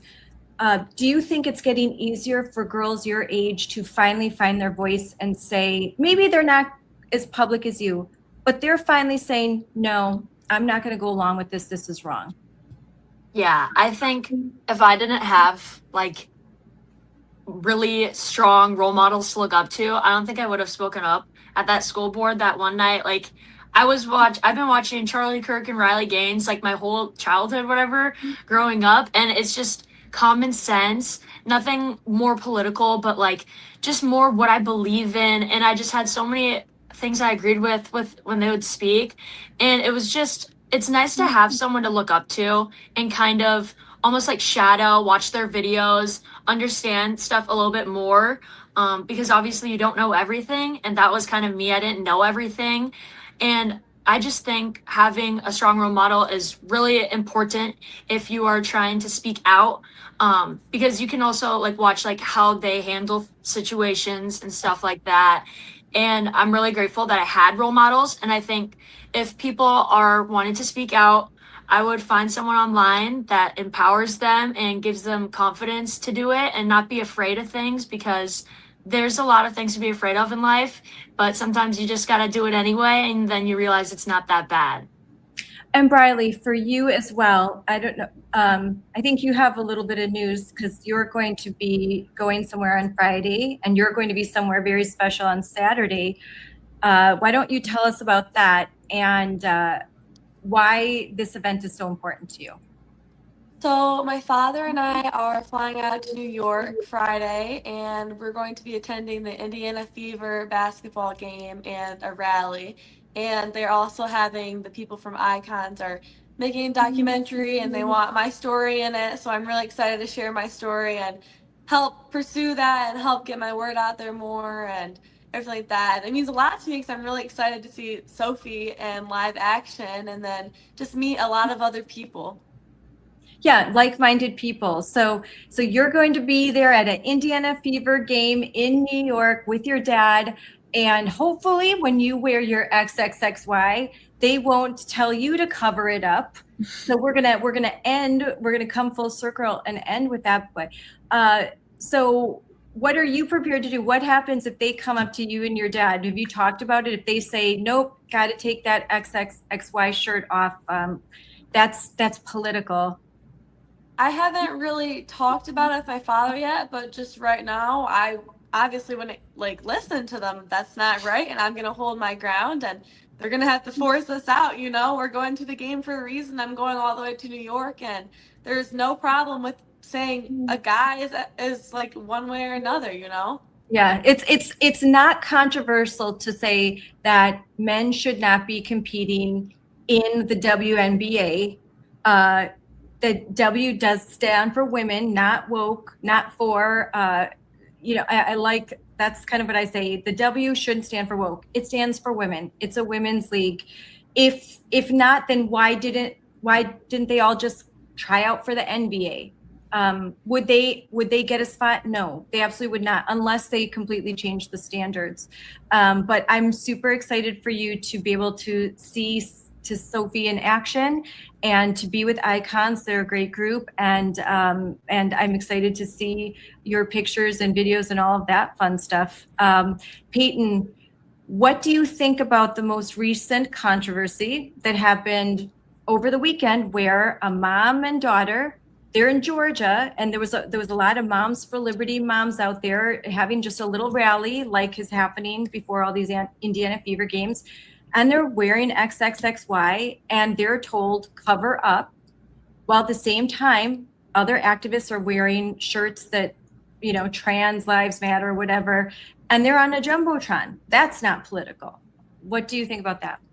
Yeah, it's sick. I mean, this mom and this daughter paid $1,000 each to have these tickets to be able to go to this game, and they should be able to wear whatever they want to wear. It's a free country, and they should be able to exercise their rights. And I think, you know, the Fever coming out and doing the Sophie finger. I think you said that, Scarlett, doing the Sophie finger at the WNBA.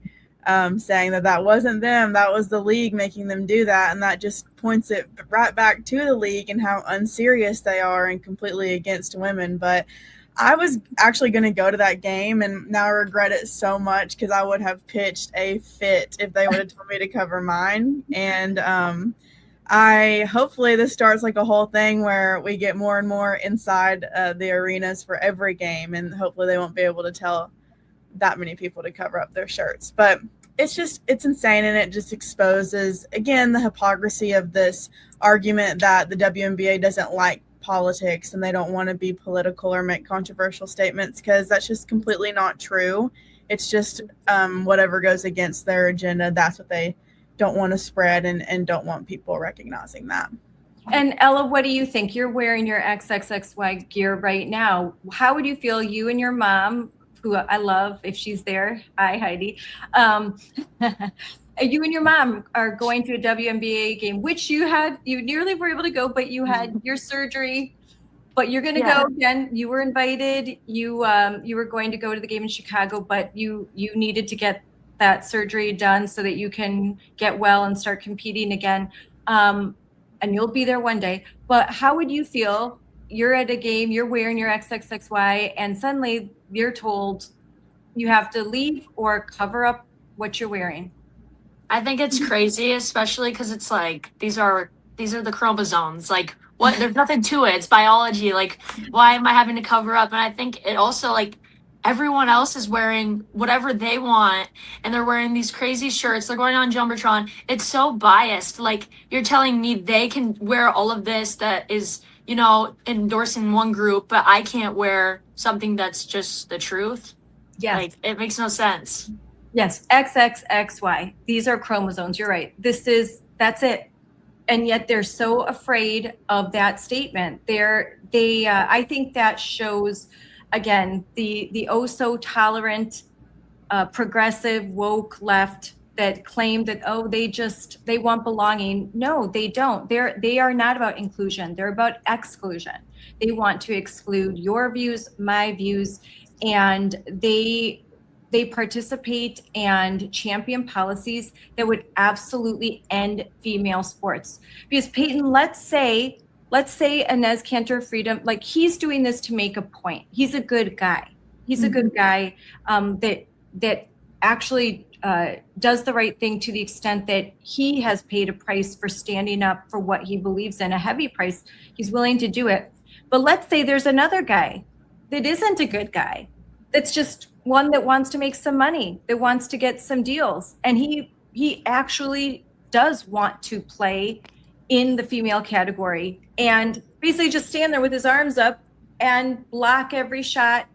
You know, a little nudge and girls could go flying across the court. I have a daughter who plays basketball, and there would be serious injuries to girls. This is extremely physical basketball, as we see in the WNBA. It's very physical.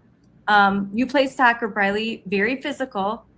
And as we saw even in volleyball, that ball spiked to the head of a girl could cause a lifelong effect, as Payton has lived. She's a testament to that. This could be happening for real. What are they prepared to do? What is the WNBA going to do? Payton. I don't think the WNBA is prepared for anything. I think that this issue is inevitable. So I think them exposing it and trying to be proactive instead of reactive means a lot, and they should appreciate that instead of waiting for something to happen and then experiencing the backlash from them allowing it then. So if they want to put this to rest and they want to put such a silly or distracting argument away, then why don't you just clearly make the statement? If they would clearly just explain what a woman is. I mean, by the way, what are they so afraid of? The WTA and the IOC, these big leagues or organizations have already put it to rest and have already said there will be a one-time genetics test that is just a cheek swab, like the easiest thing they could ask from you. And they've done it and they're doing just fine. So why can't the WNBA do it? And, you know, I played basketball. It's very, very physical. So it's going to be very obvious when a guy is on the court. There's a trans athlete in France that Outkick reached out to asking if they would ever want to be in the WNBA. And he said that it has always been a dream of his. And if he was ever asked, then he would be so excited to be in the WNBA. So they should welcome him in with open arms like they've been saying they would do.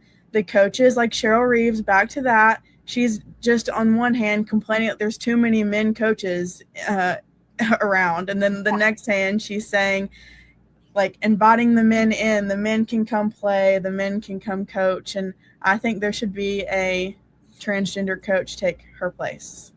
That's very interesting that she's complained that there's too many male coaches, and at the same time, I'm all about inclusion. I'm all about inclusion. I don't think basketball should be excluding. Well, of course basketball excludes. I mean, there's a cut, okay? You girls know this. Do you just get to walk on the varsity team, or do some people get excluded? You have to have skills you work very hard for. In competitive athletics, there is exclusion. There are cuts made, and it's not to be unkind. It's just because in order to be competitive and to win, and that's what girls want to do.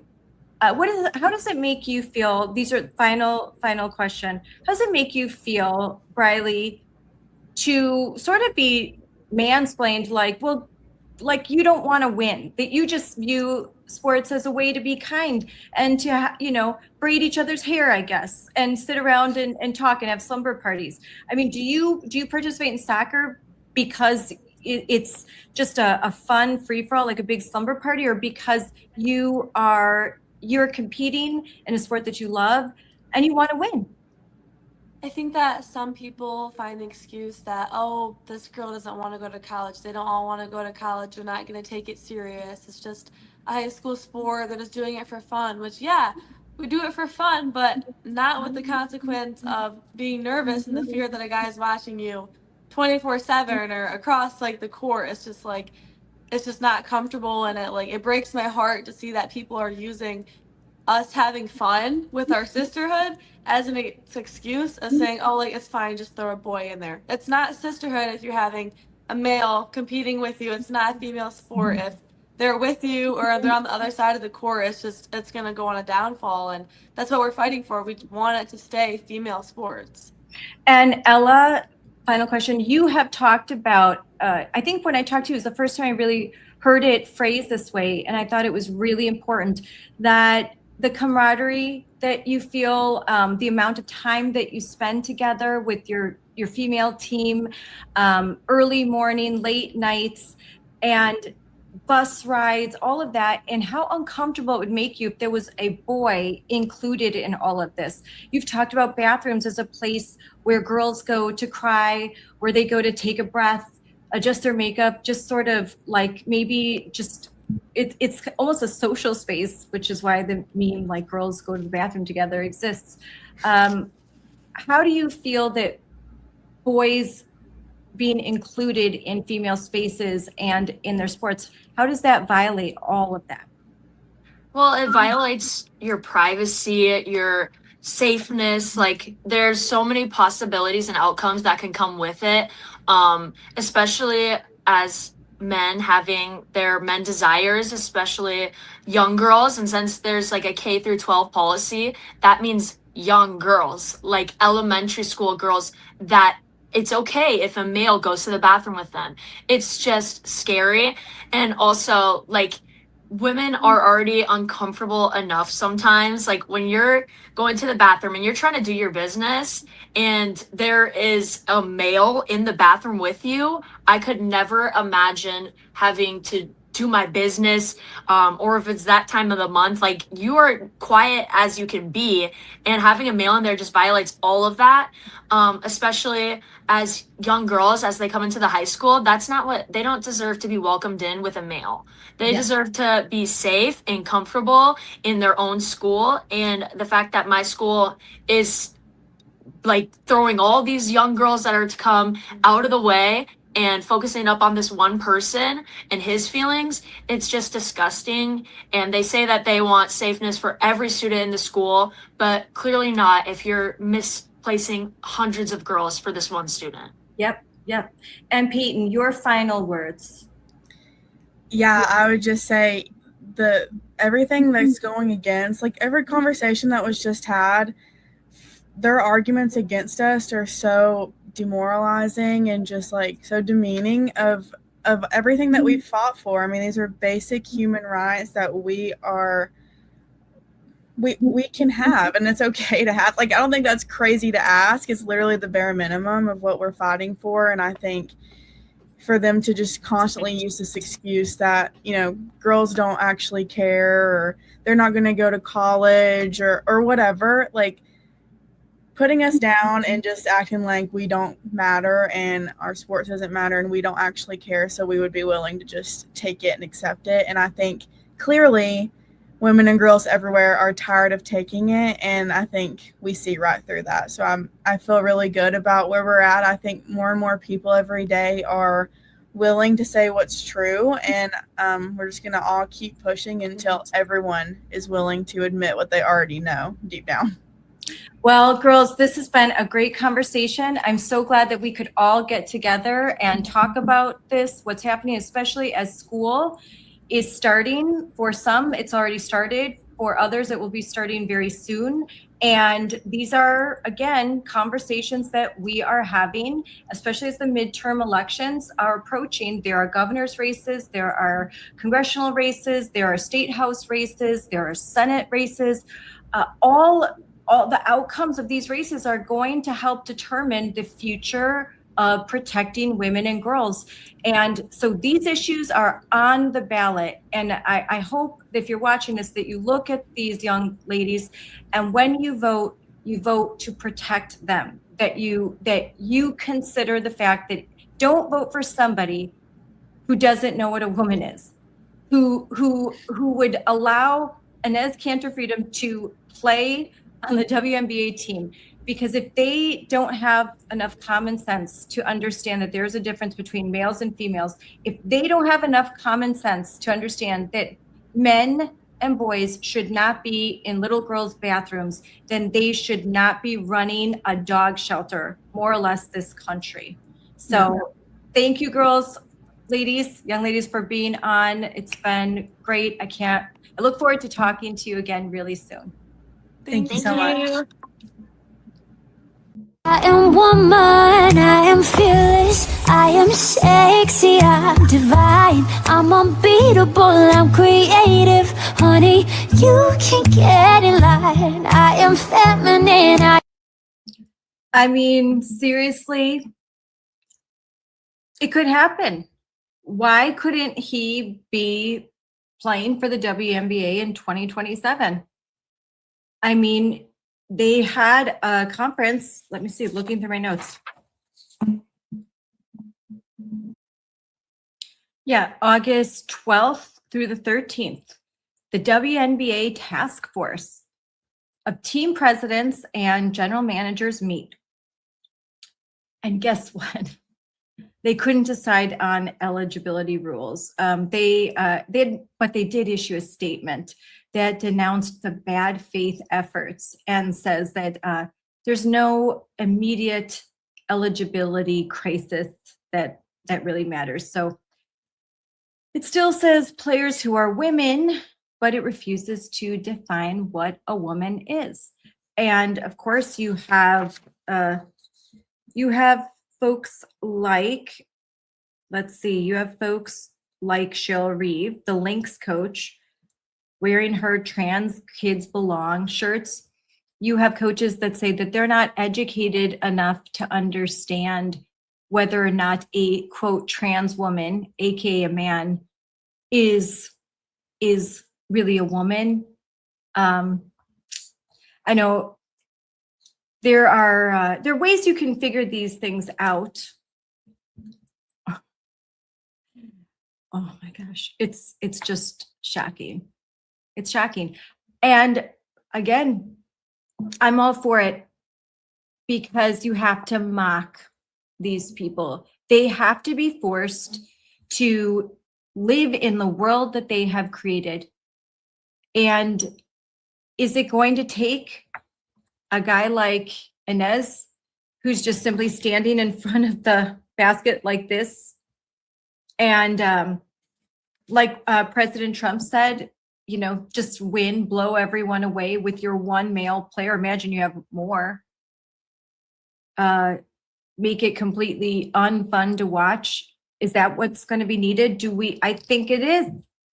I think it's time. It's time to put up or shut up. Either a woman is anyone who says, I'm a woman, or they're not. And if, what is a woman? The WNBA, what does the W stand for anyway? Is it woke? Because I think that that's what some seem to think it is. But again, I've said this on social media. They don't actually believe this. This is virtue signaling. And they just got caught. They got caught in their virtue signal. Oh, I'm not about exclusion. Oh no, we're all about belonging here in the WNBA. I don't want to talk that. I'm all about inclusion. Oh, well, Enes is like, do you include me? And suddenly they're like, wait a second. We said that. We didn't actually mean it. We didn't actually think that there'd be, former NBA players that would actually want to play. We were talking about we were talking about the guys that aren't interested in sports at all. We support them in theory when they say they're a woman, but no, we were just virtue signaling. It's just like, wink. We're just showing what good people we are. We don't actually mean what we say. They don't actually think that there isn't a difference between a male and female. Their actions, because if they did, then why are they playing for the WNBA? Why not go for the big bucks? Get on an NBA team. So I think that calling out all of this nonsense in the way that has happened since Sophie Cunningham on July 21st made the bold and courageous statement that I think that biological men shouldn't play on the teams of biological women. So, in these competitive sports, I think that males shouldn't go into the locker rooms and shower rooms of females. Yeah, that super controversial extremist statement, that common sense statement that even Democrats agree with. I just watched this great interview with Mark Halperin, where there was a young woman on there who was a big fundraiser for the Democratic Party. And she's like, she's not for Trump, she's not a Republican, but she's like, it's the woke stuff is immoral, it's demoralizing, it's ridiculous, and I'm not going to participate in it anymore. It's supported by the pricksters, it's supported by debutantes with their, trans kids. They're billionaires and they have so much money, they don't know what to do with it. And they've not, their kids are like not all there and they're all identifying as trans. And so they're like, oh yeah. A friend of mine said to me yesterday something that I've heard said before by Jordan Peterson, by I believe Helen Joyce, that these women have to believe this stuff now.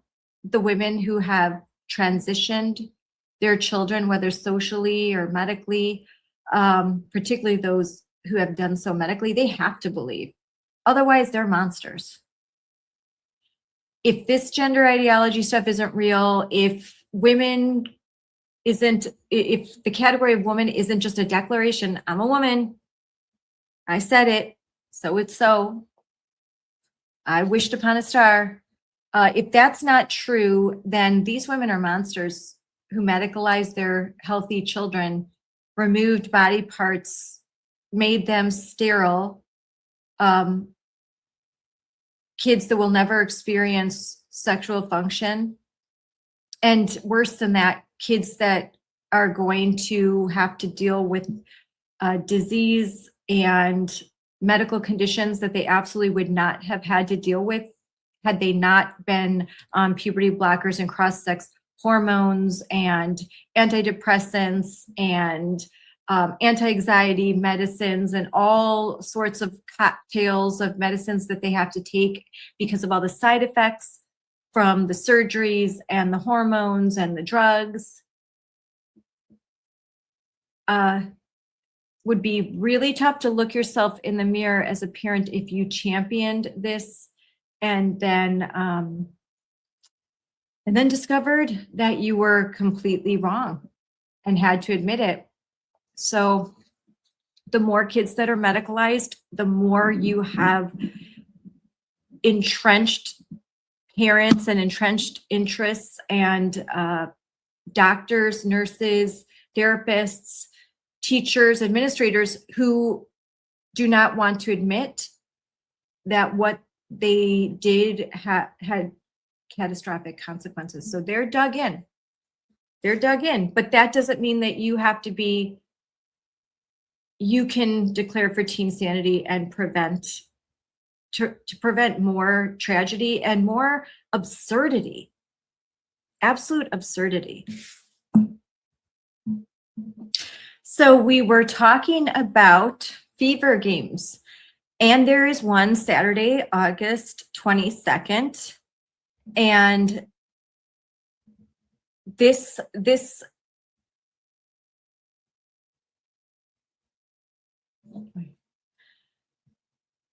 so we were talking about these rallies that are happening at Indiana Fever Games, and there's one planned for Saturday, August 22nd.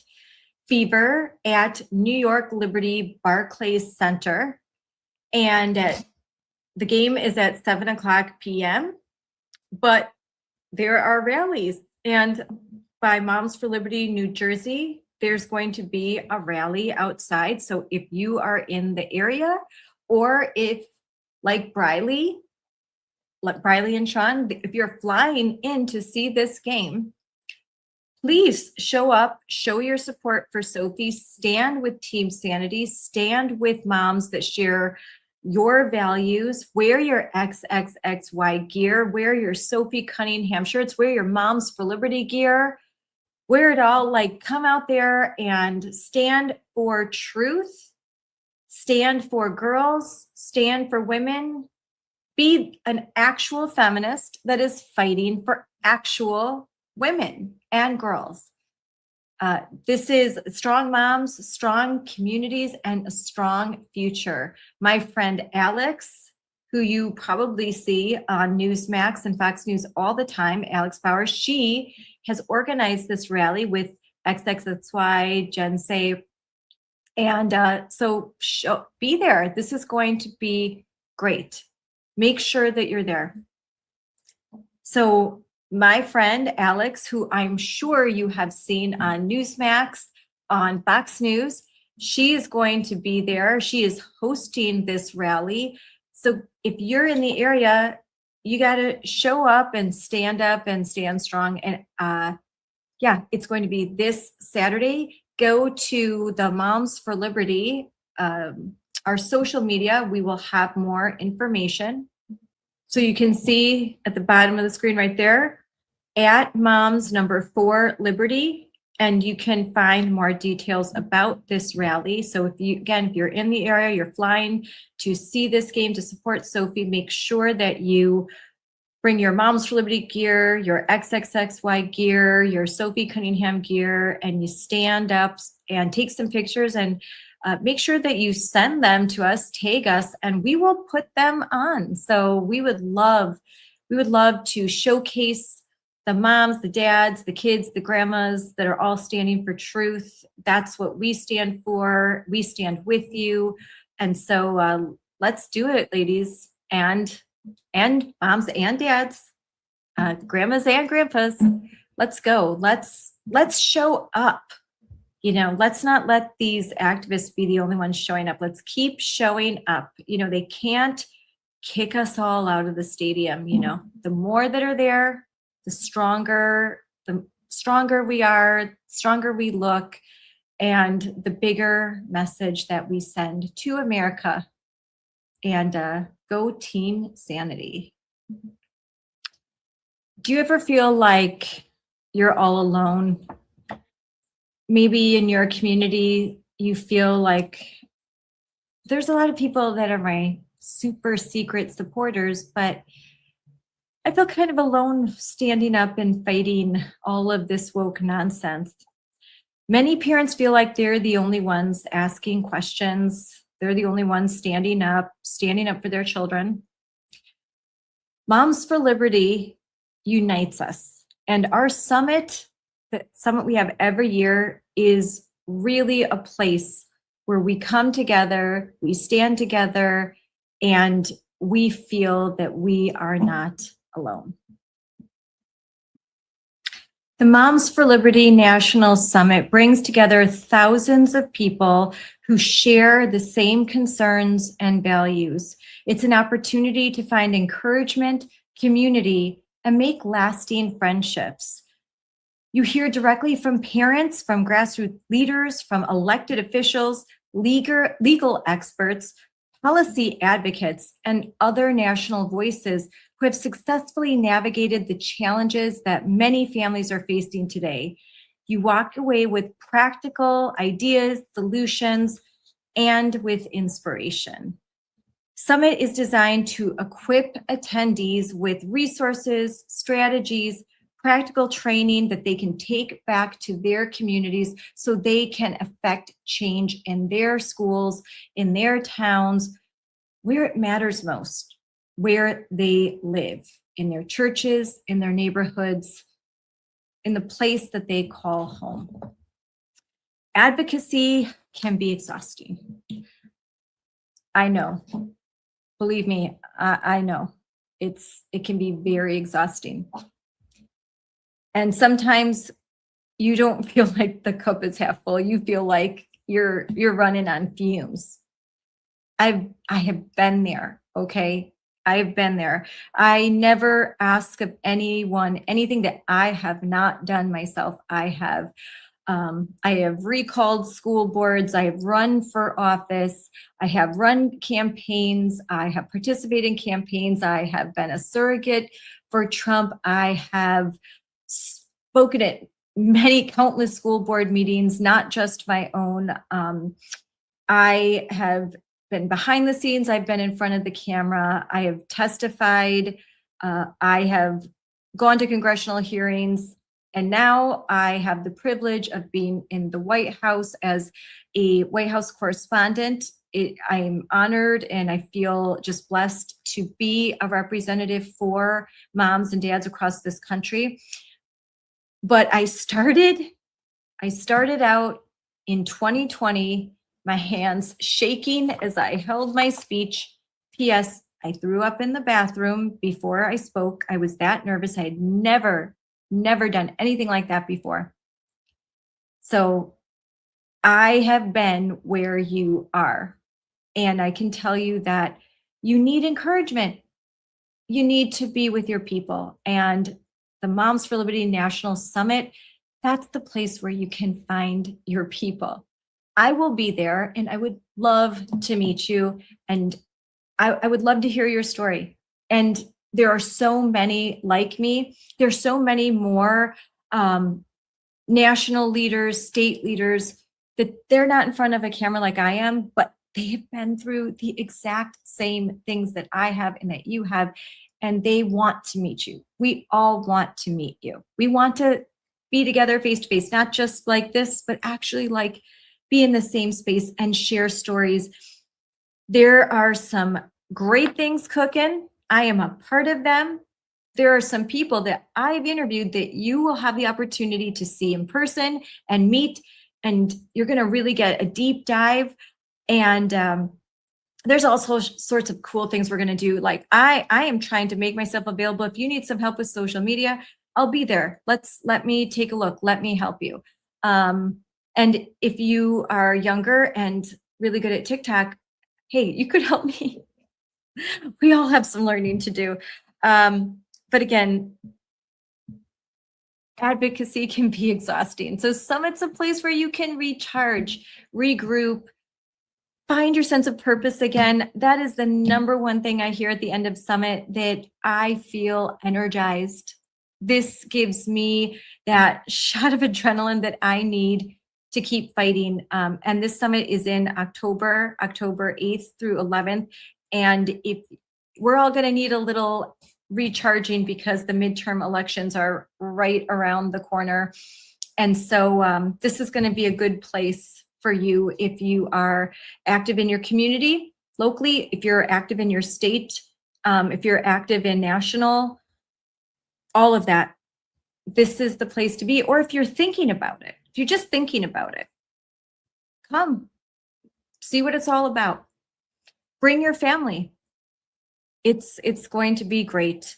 One of the greatest values of Summit is relationships and relationship building. You will meet your new best friend. It's happened to me. I know it will happen to you. So be there. And if you regularly listen to this show, I'm going to be live with Unleashed, walking around with my microphone, talking, hearing your stories, telling stories. I would love for you to tell your story to me, but you can participate in a live Unleashed.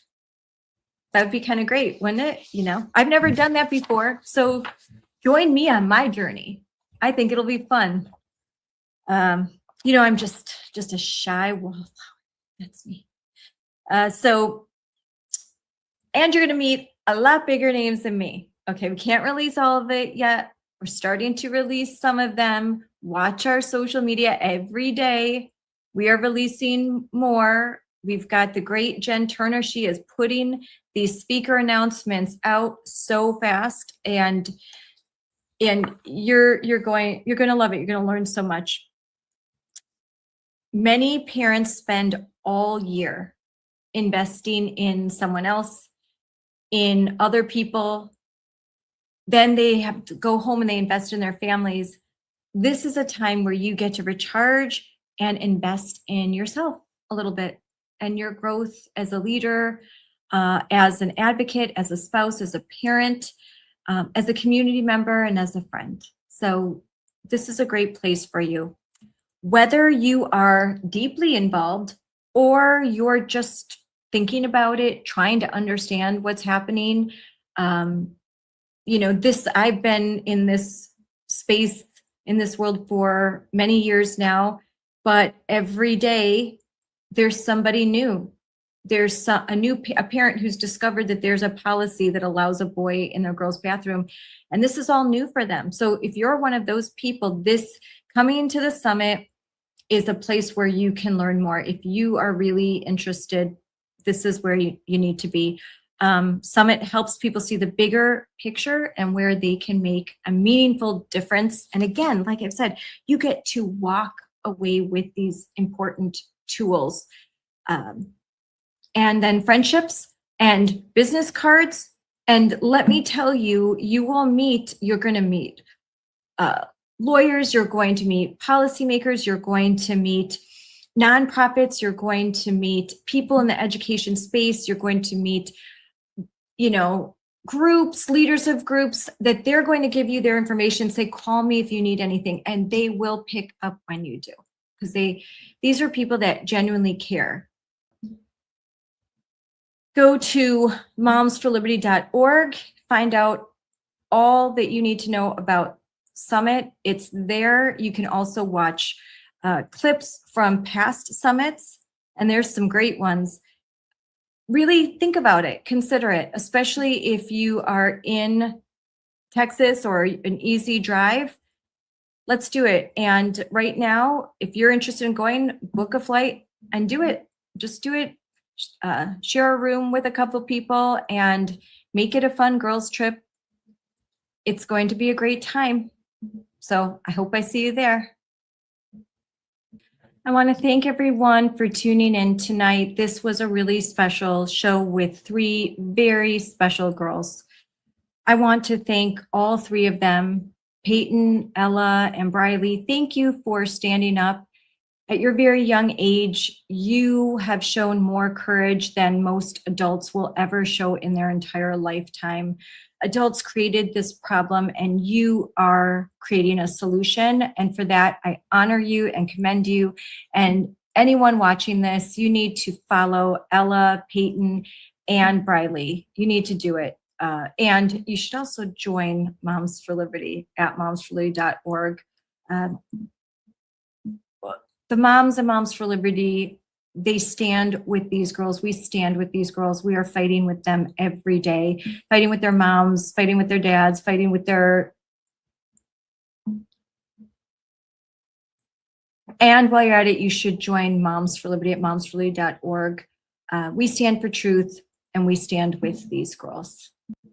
A league that can't define woman, that can't say that the W stands for woman, a task force that they created that met for 2 days and produced nothing, because they are more beholden to a political ideology than they are the truth. They aren't feminists at all. How dare they even say that word? They are not feminists. They are not protecting women and girls. They are protecting their own hide. They don't have the courage of Sophie Cunningham or Ella Frei or Briley or Payton or Riley. They don't have that kind of courage. They wilt. For some reason, they can't say the obvious thing. They just can't. That's the question, why? What's stopping them from telling the truth? Then we have a mom and daughter that wear a shirt with chromosomes on them. XX, XY. Nope, cover it up. That's hate. That's hate. All the while, a shirt with trans lives matter or trans women are the most beautiful women, aka boys are the most beautiful women. That gets on the Jumbotron. Oh yeah, virtue signaling, not virtue, woke virtue signaling. We have a Supreme Court that has answered this question. So those who love democracy and claim that they are fighting President Trump for rule of law, lies. They only care about democracy when people are voting what they approve of. They don't care about, they are for tyranny. And that's just a fact. The Supreme Court said that Title IX does not protect gender identity, that gender identity is not protected under the 14th Amendment Equal Protection Clause. Hard stop. End of discussion. The Supreme Court said that states can interpret Title IX protections to include men and women, boys and girls. That's it. Don't need to include gender identity. They can. They should. And hopefully one day all 50 of them will. Payton lost her sport at 17, and she lost many other things when she had a spike to the head by a male pretending to be a woman. Permanent brain damage. Now she's recovering, but there are things that she has lost forever. And it was a very long, painful, grueling struggle just to achieve the amount of recovery that she has now for something that never should have happened. A boy should never have been allowed to participate in female athletics and have the opportunity to spike a ball so hard into the head of a 17-year-old girl that she gets knocked out, has a severe concussion, and permanent brain damage.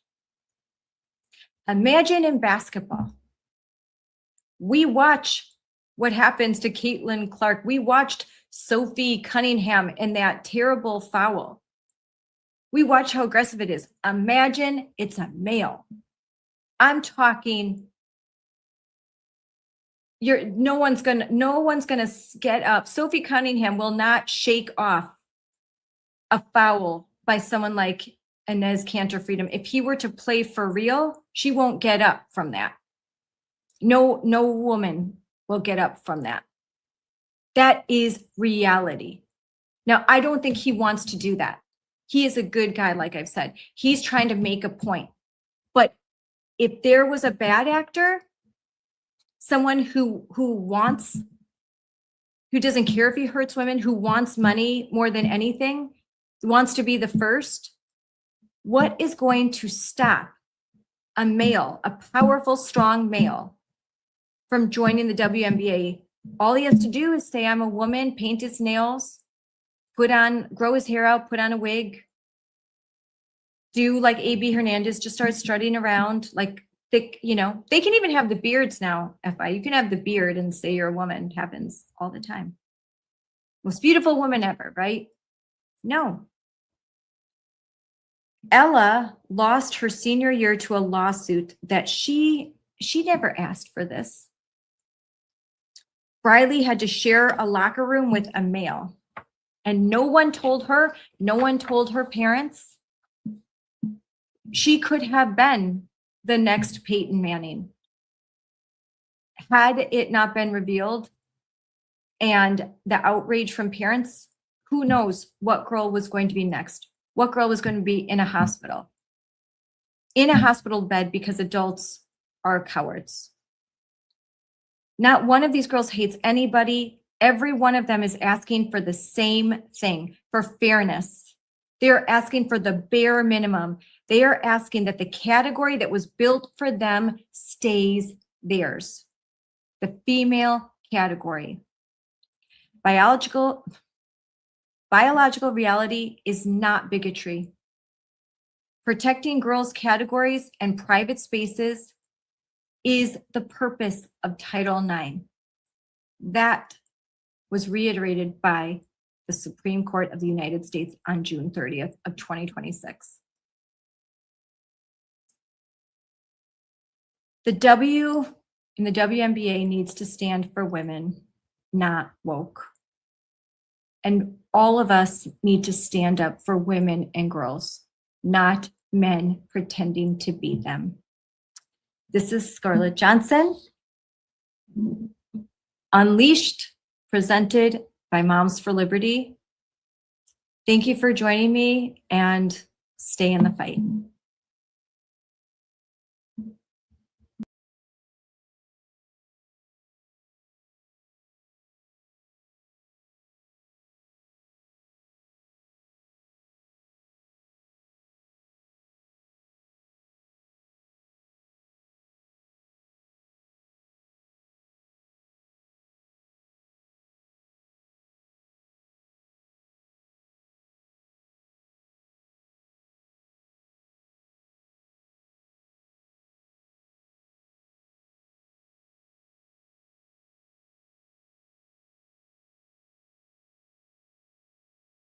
And stay in the fight. So tonight on Unleashed, we're going to stop pretending. 3 young women are on the show tonight who refused to stay silent, who refused to bend a knee, and who stood strong. And now they are recognized nationally and in their own communities. They have made